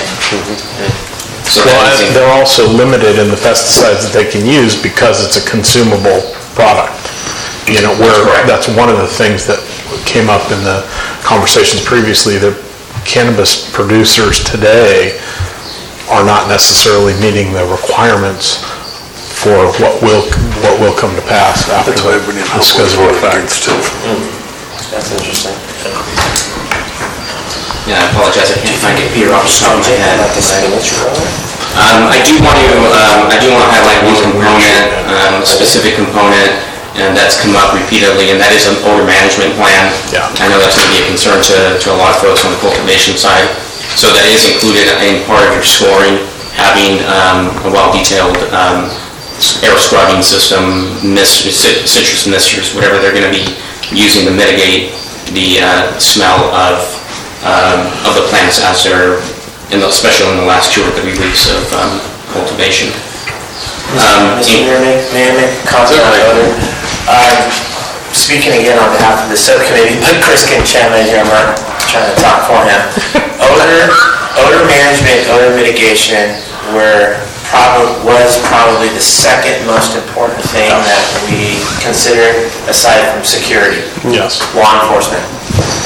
And ironically, or coincidentally, or fortuitously, I had a meeting today with a real estate guy coming from Greenfield. And he said the people in Greenfield are going bananas because of the smell. They're going nuts down there. They can't stand the smell. So my only comment or footnote or editorial is to say, yeah, that's a real concern. It has been. Mm-hmm. And as far as the scoring goes, I think we need to move that towards the top. Odor mitigation is a big deal. So if you want to elaborate on that, Chris? Yeah, I was just going to say that it may not be something that is a scored. It just may be something that we say, this must be done, and it must be done at this level, and it's a pass-fail. You know what, I agree with that, Victor. I agree with that. I think it's thumbs up there, thumbs down. I think we have to set a standard for absolute odor mitigation, air scrubbing, carbon filters, all the stuff that we've talked about for these many months, and they either pass that or they don't. Yeah. So you have the language that's currently written in there is an odor management plan, including a detailed description of the ventilation system used in the cannabis facility, including but not limited to how the ventilation system mitigates odor from and how to mitigate the noxious fumes or gases. And you have it scored at 50 points. You may want to increase the points on that. It's my recommendation, but... Yeah, I almost think it should be a two-tiered. It's like there's a minimum standard and then there's bonus points for beyond that or something like that. And it sounds to me like we need to talk about it some more. But it clearly, it is, to Dan's point, the number one issue we talked about was security, and the number two issue was odor mitigation. Yeah, in reference to Greenfield, unfortunately, the way Greenfield set up, not set up their zoning, but how they have their city planned, unfortunately, most of the cannabis operators are upwind from the city. So it's kind of like having 25 acres of cannabis over here behind the cemetery, when you're getting all the wind blowing in. Here, you're still going into the county. I'm not, saying that's not a problem, I'm still not a problem, but you're right. In all deference to that argument and the people of Greenfield, we don't want this issue to be dependent upon whether you're upwind or downwind. We want zero odor coming from these things, or as close to zero as possible. You'll have a really good, if you have anybody propose, I don't know how many buildings are actually out there on those parcels, but if you have fully enclosed facilities, you're gonna have zero issues. I don't know how many of you have toured cultivations that are indoors, but you can literally stand outside of the building, and if you're by the door, you may smell it if they open the door, but if it's a fully enclosed facility, you're likely going to smell almost nothing. But now you're speaking from anecdotal kind of personal experience, and that's great, and I don't have that same kind of anecdotal personal experience. What we're talking about right now is a legislative process whereby we come up with an ordinance and rules and regulations, and I think what Councilmember Milan has suggested is that it be pass-fail, up or down according to minimum standards.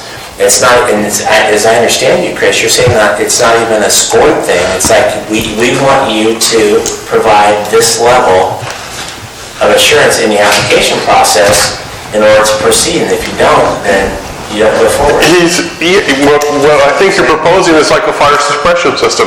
It's required, end of story, period. That's right. Yeah, I think that we need to go, as a subcommittee, we need to go back and talk a little bit more about the methods of construction. We've talked a little bit about that. And even in the time that we've been meeting, you've described, changes to the construction of greenhouses and other enclosures, and perhaps we do need to go take a tour and visit a couple. I think there's value in that, but I think it's something that we need to take back and discuss further. And we can move on. But in general, yes, I think you've stated how I feel about it. You've stated it accurately. And all I'm doing is kind of articulating the sentiment in the room. Whereas the presenter, Mr. Gomez, our consultant, saying odor mitigation is something that should be scored. I think you said 50 points. A city council member is saying, I don't think it should be scored at all. I think it should be up or down. I'm not sure. A minimum requirement. Yeah, I'm not sure. I think there should be a minimum requirement and then potentially a score on top of that. Okay, well then the subcommittee's got to meet again. Yeah, we're going to need to. Well, Victor, you know that's a high priority from all of us on the council. Yeah, and there are, just so you are all aware, odor mitigation is a lot easier, and we've had these discussions before. Odor mitigation is a lot easier in fully enclosed facilities. When you're talking about greenhouses, especially greenhouses with movable surfaces, it becomes a little bit more difficult. Odor mitigation is probably at 65 to 70% capture, right? That means 30% of the odor is leaking into the air. Is that best case scenario? Yeah. For greenhouses. For greenhouses. So opening greenhouses. Yeah, especially those with movable surfaces, which a lot of times are needed because of climate control. If you, likely what I think, according to the way we drafted the ordinance, then no movable surfaces are going to be allowed on greenhouses, right? And so that means no ventilation. So that means whoever comes in is going to be able to use the natural sunlight to reach a certain temperature and a certain climate indoors, but then they're going to have to subsidize it with a heavier than normal HVAC system in a greenhouse, which is not common, right? But that will help with scrubbing, with odor mitigation. So it's going to be better than I think the issues that are going on in Greenfield, where they actually do have greenhouses with retractable roofs, right? And that's how they adjust the temperature. This, they're going to have to adjust the temperature with HVAC systems, which is a little bit different. And it does help with odor mitigation. All right, well, you'll get feedback from the subcommittee, but that is a major priority for us. Got it. And then one last point on the scoring, proposed development agreement with no less than 1% of gross revenues dedicated to public safety funding to be provided by the city. That's something that would be in your conditions of approval for it. That's something that the subcommittee wanted to see written in there to help you capture some additional costs associated with public safety. Section 4, cannabis facilities and regulations. This is when you get into the substance of the actual operations, alarms and closed-circuit television. You want to make sure at any given moment, if somebody calls and says, hey, I see something funky going on over here at this operation, Michelle or her designee at any time could pull up their phone, you're likely going to be putting in a system here in-house where you can pull up the cameras of that facility at any given moment and view what's going on in that operation at that time. So it'll be live, essentially live television. The windows, it gets into the windows and roofs as well, which is critical here, especially when it comes to odor mitigation. Visibility, we really just don't want anybody to even know that that's a cannabis facility operating. Unless you work there, or you're the owner, or you're part of the city, it will be public information, of course. These applications are public. The more discretion, I think, the better the city would be. Can we take a time out right there and explain this to the public and to the rest of the council, is that what we didn't want, and Chris again jump in here, but what we didn't want was some big green neon, pot leaf on the side of 156, like turn right here, marijuana. I don't know if you've ever driven out of Vegas heading towards Arizona, there's fireworks next exit. We didn't want anything like that. We wanted this to be really kind of non-discreet and obtuse, and well, I don't know what better word there is than discreet. And that's, I think, what you're addressing. Yeah, the only cannabis facility you're going to expect to have some kind of... The only cannabis facility you're going to expect to have some kind of signage is going to be your retailers. They're going to have signage. It doesn't have to be illuminated. But even after that signage, it's going to be kind of sedate and toned down. It's not going to be billboards and... Yeah, you do have a sign ordinance, but also in your ordinance, you actually did specify how large the sign could be, and it does have to be approved by the planning commission anyway. So, and then we all concur. Yeah. So that's the idea there. And then entrances, exits, and doors talks about self-locking doors, making sure that they are they're of solid core, hinge pin removable, deterrents. Emergency doors with certain latch guards, just to make sure that the doors are not, penetrable, I guess, with just by pushing it or trying to knock it down with a car or something like that. Identification and access badges, that's going to be required at all facilities. So whenever an employee goes from one room to another, they have to scan their badge, and that way, if something funny happens, any kind of funny business happens in the operation, your staff could actually pull up the scan reports and see who walked through what door at what time, and so on. Security personnel, what's going to be required with security, that's written in there as well.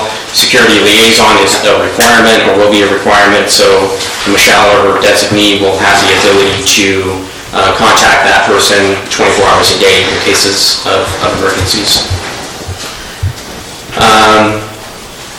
It does get into signage a bit. Odor mitigation gets a lot more detailed, and that's probably something you folks may want to look at, which is section 8 of odor control for indoor, and then section 9. Section 8 for your operations. My apologies here. Let me see. Section 9 gets into lawyering, section 10 gets into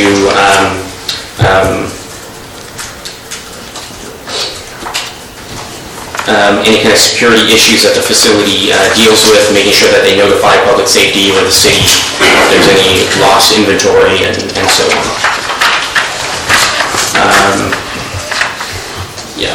So that is the end, page 9. So again, I just wanted to share these with you. These have been reviewed by the subcommittee. I did obviously take some feedback. If you have additional feedback between now and then, please don't hesitate to give me a call, let me know. But I do have listed a few things here that you want clarified, which is the renewable energy component, the water conservation and water source, and odor management. But I would encourage you to look at the odor management component, section 8, and let me know if you have any concerns with that. Thank you. Is there anything else? I have something. Victor, on the application, I don't see any law enforcement sign off. Yeah, so law enforcement sign off would be that third square that's missing, that has a missing,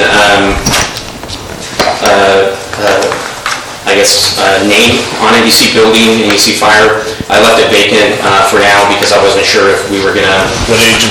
I guess I could just put public safety or something like that, but I was waiting to see if we were gonna go with, who was gonna do your backgrounds or your review. Okay, yeah, that's who I want on there, whoever does the background. Yeah. Okay.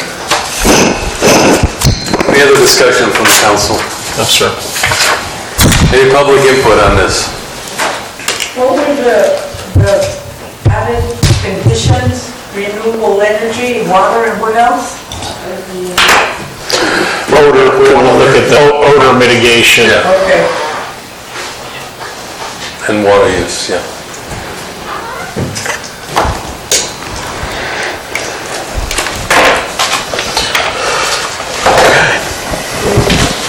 Any other public comment?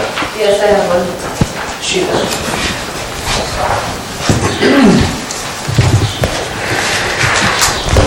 On page 3 of the rules and regulations says proposed development agreement with no less than 1% of gross revenues dedicated to public safety funding to be provided by the city. I'm just curious, and it's the 100 points of the application. I'm wondering why that language is still in there, if this will only be adopted if there will be a tax, is the industry and cannabis community expected to bear the burden of both a development agreement and a tax?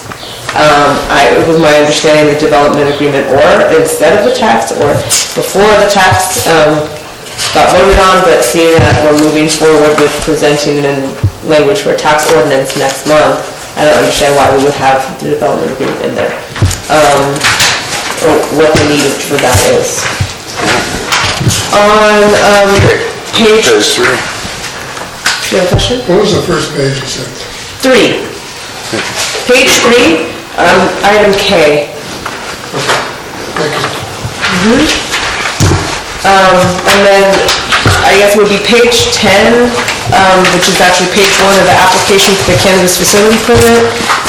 Number 7, proposed use, select on only of all the facilities except for the micro business, which actually is 4 of those activities on one facility location, and since the ordinance, the first reading in there is a micro business license for a micro business applicant.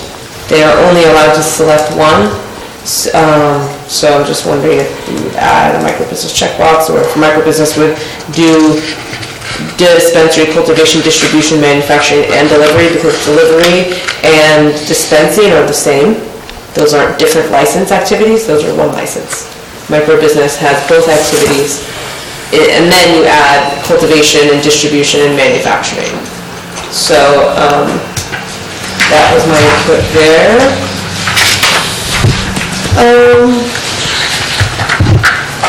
Other than that, I'm happy with the proposed amount voted for the fee structure. My only other concern though is how much this policy is going to burden your potential applicants as far as the type of capital investment going to be necessary. You're going to require me to not only my permitting, $25,000 through the city, and you're adding another, I guess, $6,000 to that, right? I have to do an initial study, $5,000, even though it's CEQA exempt, I still need to pay $5,000 for an initial study. I need a CUP, and I need a site and plan review, and then the application and the processing fee on top of that, and then I'm going to need to drop a line and get PG&E and get all the sign-offs necessary. And then when I'm done doing that, the greenhouse that I'm going to be cultivating indoor needs to be a hard shell with a roof that doesn't get removed because of odor mitigation, and you want me to have a fully functional HVAC system, and I'm a small business, single parent, kid from San Juan, trying to start my own business. This is the conversation. I've been, I know, kind of all over the place, but I've been pretty consistent with the fact that I just want to be able to share the knowledge and passion that I have for this plant with my community and to be able to benefit. I'm a team player. I want to be a paying tax business owner. I don't want to go out of business. I want this to be successful. I want, Councilmember Freeman to be able to pave the roads, like he's saying, he wants to fix the roads, he wants money for children and for all this, and it has to be a team effort with the city and the business. Everyone needs to work together. We're putting lots of restrictions. Happy to have the closed circuit television and audited anytime anyone had access to the facility, and then also, keep in mind, you want me to pour a slab with all the proper permits and build a greenhouse. I am out of time, but that, that's like you're adding an additional $500,000 that I could do it in 20,000. That could be for a greenhouse that met all the other requirements that was signed off by a contractor, So I'm done with that. Thank you very much. Thank you for the extra time. Any other public comment on this item? Rachel? I don't have a comment, but I think that I'd like to address some of what she said. what you need to think about is that you're not doing this for one individual. This is a business that you have business ordinances for all other businesses, sign ordinances for all other businesses and the city. And so you can't, please do not get influenced by just one individual. This is a community that you guys are supposed to protect, not just one person. Thank you. Any other public comment? Mary Ann? You don't need a card. For the community, the zoning that has been approved is on 4 parcels in the city, 4. That's all. And there's only 1 parcel that doesn't even have a building already erected. Mr. Mayor? So I'm just saying, We've had a... You've had much... I get it, but Rachel gets to speak twice, and it's fair that everybody gets their opportunity. Mr. Mayor? Okay. Mr. Mayor, please. I'm trying. Thank you. Thank you. But I'm not glaring because Angie told me not to roll my... Any other public comment? Mary Ellen? Mariana Thomas, 45 Monterey Street. I just wanted to say something from my experience of being here 13 years. So I wanted to open a bed and breakfast at the Morentis house, and I was hit with $1,500. This is reality in business in San Juan. I've had an antique business here. The landlords all want $1,200 for rent. Any kind of business climate right now, the business climate right now is not that great. I used to come here to the antique stores, etc. So I think anybody going into anything new here is going to have to be very realistic about the time we're living in business-wise. I'm just presenting what I've had to go through the 13 years I've been here. In other words, I've had to shelve several dreams. Thank you. Any other public comment?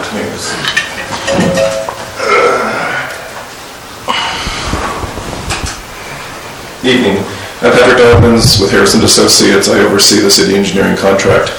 My only comment is I was at the Central Coast Regional Board last week regarding expanding the wastewater treatment plant for a community in Monterey County, and 4 staff from the Central Coast Regional Board were in the room. And one of them, Harvey Packard, was leaving as supervisor for wastewater treatment plants in Monterey County and jumping over to cannabis oversight. And the only point I have is that he expressed concern about what's coming out of the plants and into municipal sewer systems. That he made a statement, and I'm not going to say I'm an expert, but as the water comes in, that they may treat it with RO, and that creates a brine, and the brine would then be discharged into the community sewer system. In my opinion, the council and the city should consider understanding at the beginning what is a sewer system plan, how are you going to treat the water, what do you think is going to go out in the city's sewer system, and possibly sampling stations, and either grab samples or something, but really understand. Sampling. And this can be simple, once a week, grab sample. It's not, more intense than that, but I do think the community needs to understand what's the impact to the city's wastewater treatment plant from these types of businesses. So cannabis facilities are using RO systems for their... Well, that's what this gentleman said, and I'm sure there's all different types of... You know, the brine that comes out of the reject stream of an RO is just horrendous. Yes, that's why I wanted to jump in and say something. Yes. Okay. And I understand that possibly these could be closed loop, but still at the end of the day, my point is understand or require what's the plan going in, and then what's the monitoring as they operate regarding what's hitting the city's sewer system. And you're a vendor to the city currently? Correct. You approved your contract extension this evening under consent. So do you have any recommendations as to the plan and to the monitoring, other than the sample stations? I don't right now. I heard this last week from Harvey Packard. In my opinion, the contact would be back with the regional board and hear more about this.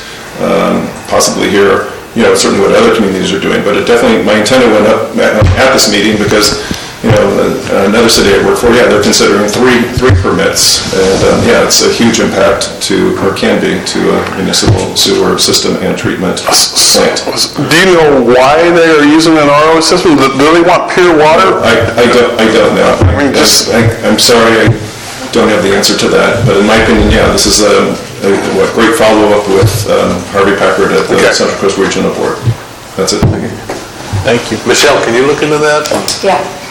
Because you are the charge of the sewer. So let's take an action. I also wanted to add that to the rules, effluent testing, and then I'll research how that might be written into the rules. All right. And then I also wanted to, I don't know if Chris is going to speak to this, but to Mandisa, and I believe a couple other comments about business, the cost of running a business in general. Victor, could you give us just a rough feel for the added cost of a cannabis business versus a regular business? I know you have experience in both. Selling, I sold pizzas for 17 years, so quite a bit different than cannabis. But the infrastructure investments are substantial, and not just that. Mandisa, you should mention microbusiness. That will be added by the way, Mandisa. Thank you for letting me know about that. But really, what's happening in the cannabis industry, it's becoming the next alcohol, where you have large-scale operators that are going to be your big box boys, that are going to be boys and girls, that are going to be operating and selling cannabis at bulk, right? And then you're going to have your craft cannabis operators, those that are going to be more dedicated to quality product and not just pre-rolling 5,000 joints and selling them boxed, where they're more focused on higher quality CBD and THC products, right? An investment right now is, you're looking at a type 3, you're probably looking at you're looking at about $35 to $40 a square foot for greenhouse development right now. Base alone, you're talking at least $200,000 that goes into an operation of that size, depending on the type that you're growing. Fully enclosed facility, you did mention you have the 4 parcels. You're looking at about $75 to $80 a square foot for a fully enclosed cannabis cultivation operation. There you're getting closer to the millions of dollars. So it's not cheap. It's not cheap to get into it. I am familiar with some that have gone into Hollister, and some of those operations, a large-scale operation just north of the airport, is going to be spending $7.4 million in capital improvements. That's before the business is actually opened. How big is that? Do you know? 100,000 square feet. 7.4 million? Correct. That's a lot of money. And that goes in, there's a variety of other components that go into it. Sometimes you have to pave a road. I gotta tell you, $74 a square foot doesn't sound that bad to me. No. It would a house costs a lot more than that to build. Yeah, so if you're talking about a type 3 permit, which is a 22,000 square foot grow, you're talking 1.65 million in investment for just one type 3 permit. So it's substantial. When I opened my pizza franchises, that's pennies. I pay $225, $250 for each location. So certainly a lot cheaper to be in the pizza industry, but the profit margins are substantially lower. That's thin of a slice of pepperoni. All right, we finished public hearing on that. That is hard shell. This public hearing says. Yes, I close it. I'm going to close the public hearing. Excuse me, when you guys get a chance, we'd like to. I'm going to close the public hearing that now. Victor, we got to stand back up. No, you don't. This is city attorney and city manager on wording for the cannabis ballot initiative and consider timeline. Well, wait, after public comment is closed on this agenda item. There's no action. I'm not asking for the action, but public comment is closed, so it sometimes comes to council member comments. Yeah, I apologize if I passed that up. So the one comment that I had that I mentioned to our email actually with my fellow subcommittee member, Councilmember Lana, and the city attorney and the city manager is as regards enforcement. And that's section 5.31.260, it's on page 20 of the ordinance. And the question is this: what happens when someone violates these rules? We spend a lot of time talking about them. Enforcement's always an issue.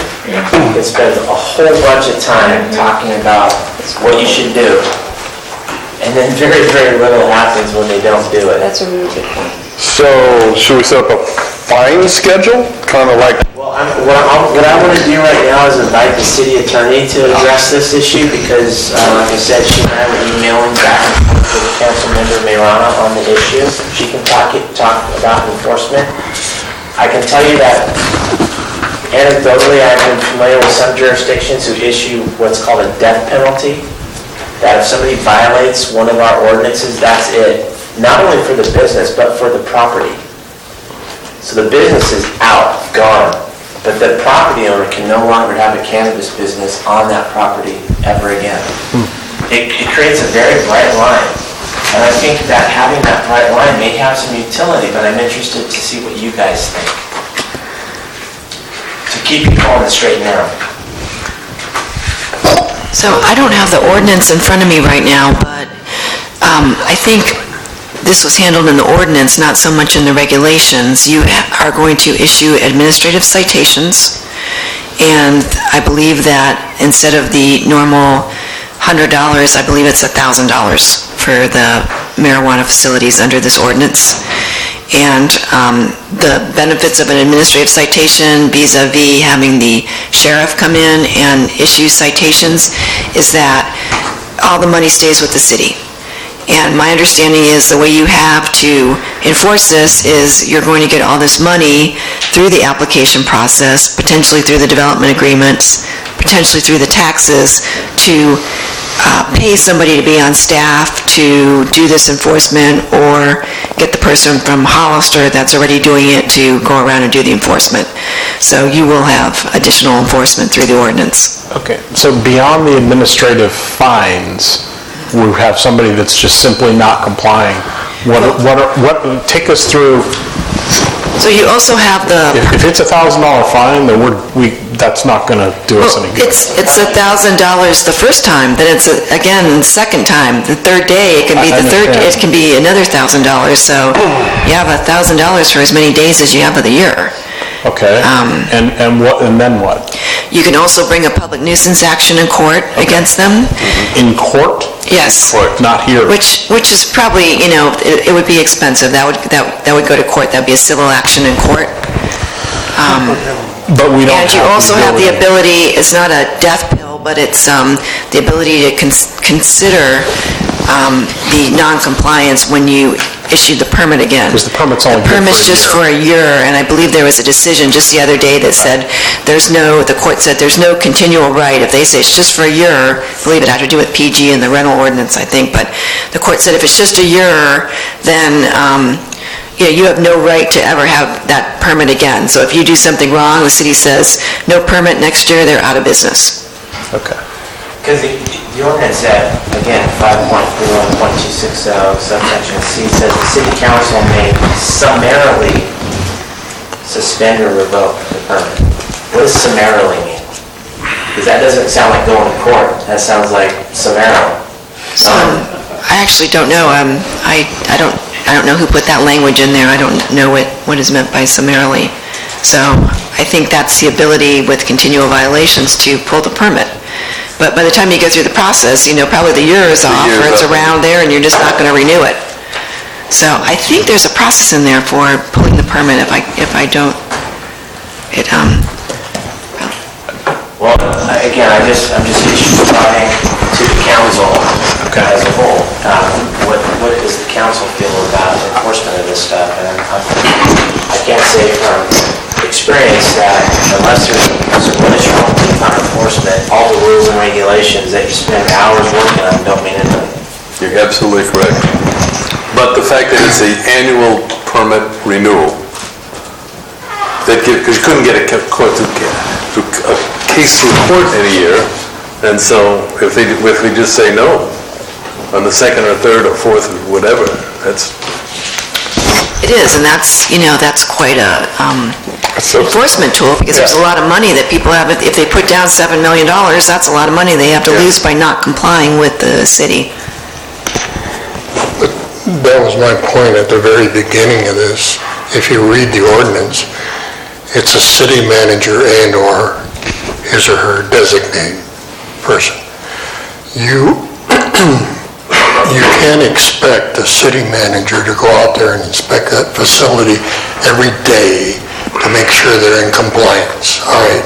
You can't expect them to go out there and weigh the marijuana, all right? So you're going to have to hire someone. And as Victor just stated, Hollister's already got 2 people.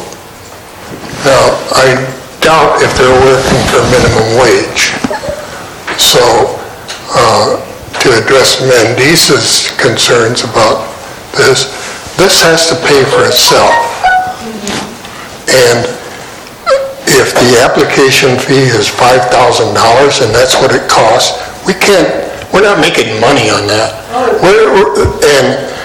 And these operations are going to have to pay for themselves. And it's been my problem with this whole ordinance all along, is unless you can find a drug czar to take care of this, you can't expect the city manager or public works or whoever. We don't have that big a staff in the first place. So you got to cover that.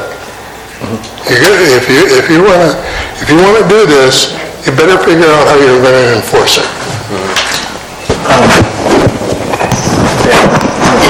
The summarily refers to the 7 items below it. So if they violate one or more of these items, then the permit is revoked or pulled. It isn't like if they don't meet their odor mitigation, that stuff falls into what Deborah was talking about. The summarily says if they if they are a public nuisance, if they stop operation for 90 days. So it's a limited list of items that pertain to the summarily. That's an interesting statutory interpretation. Councilmember Mallett, I'd have to disagree with you because it says may summarily suspend. So summarily modifies suspend or revoke based upon the following singularly or in combination occur, and then those things. So my question is, what does summarily suspend or revoke constitute? And our city attorney said she doesn't know. She doesn't know if that requires going to court or what it requires. I just didn't draft it, so I asked the people if Victor drafted it or who drafted it, what it means.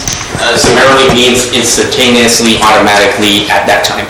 And I think we like that a lot, but my question is whether that holds muster legally, whether a council may summarily say, boom, you're done, that's it, revoked. You're not gonna do business here anymore, you can't apply here anymore, you've violated these things, as Councilmember Milano said, in concurrence or in combination with one another.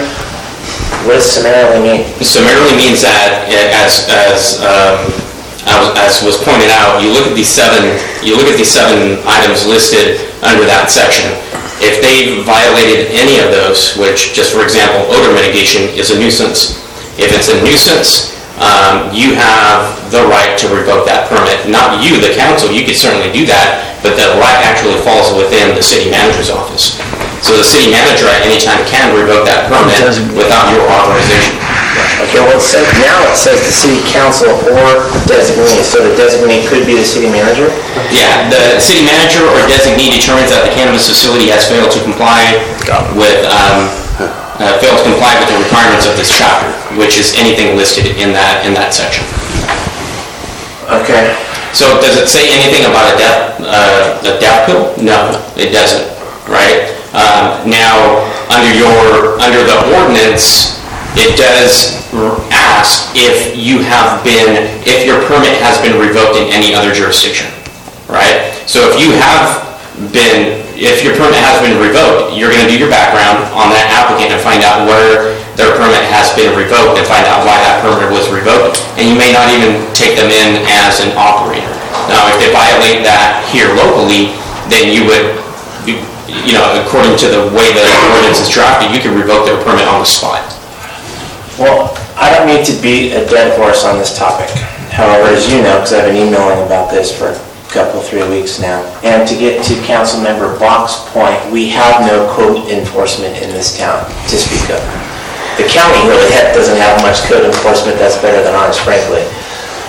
So therefore, I think that the best chance that we have at acquiring in compliance with this ordinance that we've been talking about so much is a huge downside for these guys.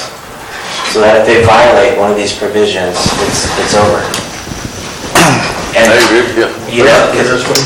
So, I am not on your subcommittee, as you know, and so I don't know all the ins and outs, but I do follow what I read in certain newspapers very closely. And apparently, and as I noticed it was in our ordinance, apparently, approximately, right now, 90% of all grown marijuana in the legal side of the world, okay, there's the, black market, and then there's the legal side, is being barcoded and tracked via computer. And I noticed it was in our ordinance, or rules and regulations. And the article said that it is proving to be a tremendous asset in exactly what you're talking about, enforcement, doing all this and that. And it's also proving to be a big boon to the businessman because he can keep track of what's happening. So I just might want to add that technology sometimes helps out. I'm comfortable with the language. The legal point you're bringing up, I'd love to hear further clarification or recommendation. Yeah, I'm certainly no expert, so I would defer to you guys for a recommendation. But the intent, I think, is there.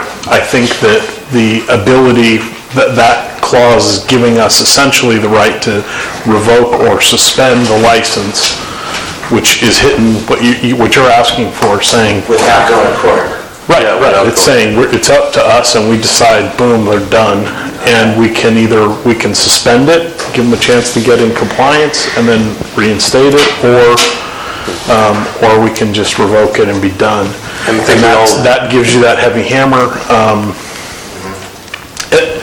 On the question of the paying for, that's why we're going to put a tax in place. That's what that money is going to get used for, at least in part, in my mind. So we all concur with that idea. The only problem I have with that, and it's just like that cog, and we're talking about the roads, it's the upfront. The tax doesn't come in the day you pass the tax. No, that's true. It happens at best 30 days later. Yeah, but So the city's gonna have to front this and hope, and that's, I just want everybody to understand that Michelle is not gonna be, as part of her quote-unquote contract duties as a city manager, gonna be buried in this thing here. Well, I think she's going to figure out how to deal with it, and I think that, Yeah, I mean, that's my point. Yeah, you're right. It is something she's going to have to figure out. We're also, though, Tony, going to have, in the case of a grow operation, I think what we're going to be proposing is what they call a canopy tax. So we're going to know in the application stage, we're going to know how big an operation we're talking about. And if it's 5,000 square feet, for instance, it's a 5,000 square foot space at $5 a square foot canopy tax, they're going to be contributing $25,000. So we know that's going to be coming in, basically. And based on the acreage that's out there, I think we're going to generate a hell of a lot of money. Well, and I think as far as this summer, you know, when we can put the guy out of business, you'd have to be pretty stupid to invest $500,000, $1 million, or $7 million and then violate the rules. I mean, you know, I don't think these people are, you know, walking around like zombies. No, I agree, but I think we've all seen, I shouldn't say that.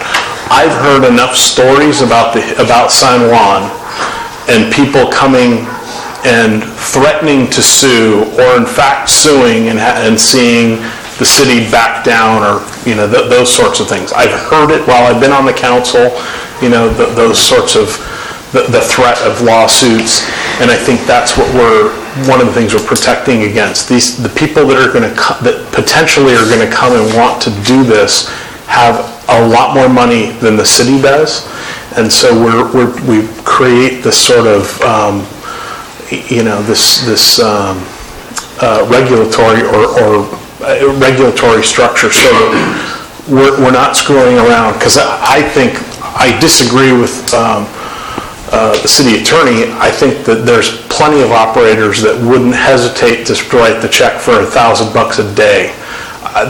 One of the persons that I've spoken to offered $500,000 for law enforcement, just right out of the gates. Hey, if we do this in your city, we'll just write you a check for $250,000. And I said, well, you know, we need $400,000 more to get 24/7 coverage. And they said, no problem, we'll do it. $500,000, we'll just write a check. So the money that's out there, this is why I'm frightened by this whole thing. Because there is an awful lot of money out there, and that $365,000 in fines over the course of a year, they wouldn't bat an eye. Can I just supplement one thing to Councilmember Bach? I agree with everything you said, Councilmember Bach, that our hope would be that someone would be really stupid with the investment to violate the rules. Let's make it even more stupid. And I think that's what I referred to in my initial comments, is like, let's make it a huge downside, because we don't have code enforcement at the front. But if they do get caught for some reason, let's make it just be over for them, financially, legally, everything else. So, Deb, if you could then let us know, maybe before our next subcommittee meeting, what your definition of that word summarily means under 5.31.260C,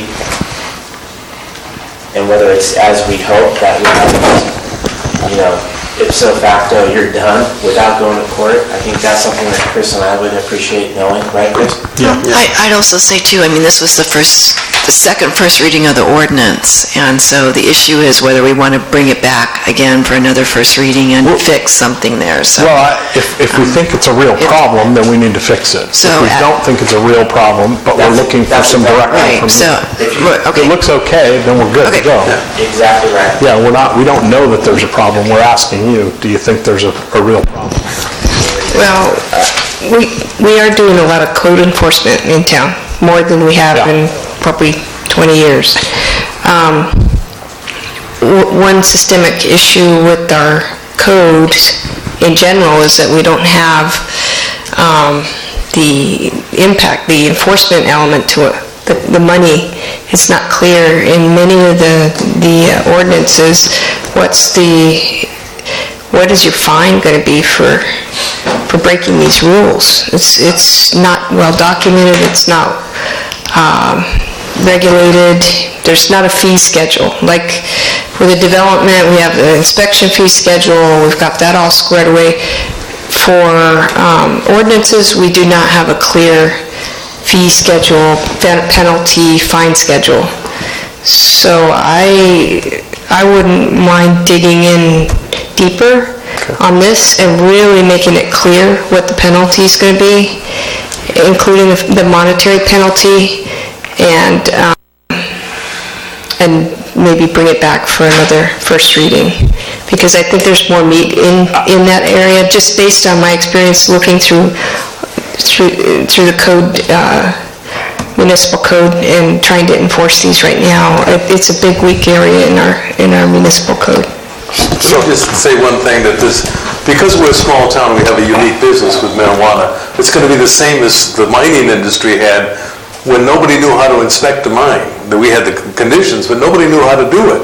I mean, I did it for years, and I could do it, But there will be companies in California, consulting companies that will be available to cities. I think that Victor's next job will be starting a statewide cannabis inspection, operating this thing and be all over the place. Already out there, they beat me to the punch. Oh, okay. So there will be, and the mining industries pay for their own inspections. I understand that piece. When somebody breaks a rule, how much is it going to cost them?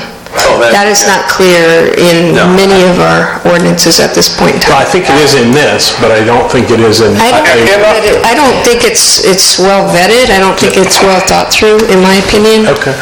So you want to take time, go through it some more, come back with another first reading, and we do have time for that. That is correct. Wow. Well, we have time until the tax comes, because it doesn't... Yeah, so why don't we just go ahead and do that? And I would suggest, if you discharge a little bit too much heavy metals in a waste stream, the penalties are $5,000 a day, and they multiply quickly, Or you fail the salt test at the effluent site. Yeah, and so... All those details. So I think $1,000 a day is kind of cheap. We can up that to $5,000 and be in line with everybody else. You park in a handicap spot, how much is that, $250? I have no idea. 1/4 of $1,000? But I'm just talking about the marijuana thing, yeah. But what we've decided, Michelle, you're going to take a look at this. Yeah. You're going to work with Victor. You're going to get so that you got a hand on it, and then we're going to come back again for a first reading. My suggestion is that the three of us, that's a good join idea. our subcommittee meeting, and we take a discuss it, maybe with some input from Deb. That's a great idea. Very good idea. In concert with the city attorney? Yeah. Okay. That's a great idea. All right. Maybe a conference call, Deb. Are we done with this item? Is there public comment? No. We've already had public comment. No, public comment is closed. This is council comment, yeah. We had public comment prior. Thank you. All right, now we're going to go to item 7B, which is draft wording for cannabis ballot initiative and consider timeline. That would be city attorney and city manager. Should we push that? So this is the first that I've learned that this was even on the agenda. I mean, when I saw the agenda, I didn't know, but I'm going to work with Victor and Michelle tomorrow to clarify, because we do have a short time range on this, and it's not something that I can just make up, or even that Michelle can make up. We need to, have an idea from the subcommittee about what they think the tax ballot should look like, and we need to contact the county board of registers and make sure that we are following all their rules and get in there. Okay, so you want to table this, get together with the meetings? It needs to be continued, because I think we've discussed it already tonight somewhat, but... No worries. But can I suggest that we, again, this meeting, a subcommittee meeting, when we either conference or Deb, you join us, so that, and we add this to our agenda for that? So I think you might want to get from Victor some schemes from other places, and so you have some examples of what other people have done. We have discussed it. I mean, I think we have a pretty good idea in general what we want. Victor's got some language, but I think we'd appreciate your input. So that subcommittee meeting can look like the city manager, council member, Mayor Ryan, myself, and the consultant together with you on the speakerphone, or you're welcome to attend to pending your availability. Okay. I think we should probably do that sooner rather than I think later. that's the most efficient thing. Okay. Okay, And so we don't need a motion on this. And we're going to table. We need a motion to continue. Oh, we're not. Okay. Based on the recommendations of, well, do we need public comment on a motion for continuance? There being no public comment, I make a motion that, based on the recommendations of staff and the city attorney, we continue agenda item 7A and Do you D. want a date certain, Deb, or do you want to just, The date certain is the next meeting. to the next regularly scheduled meeting of the San Juan Bautista City Council? Okay, That's we my have a motion. second? I second it. I have a second and a motion, a second. All in favor, say aye. Aye. All right. Now we're going to go into closed session. Can we have a 5-minute recess? Well, we got to go into closed session anyway, so yeah, we'll have a 5-minute.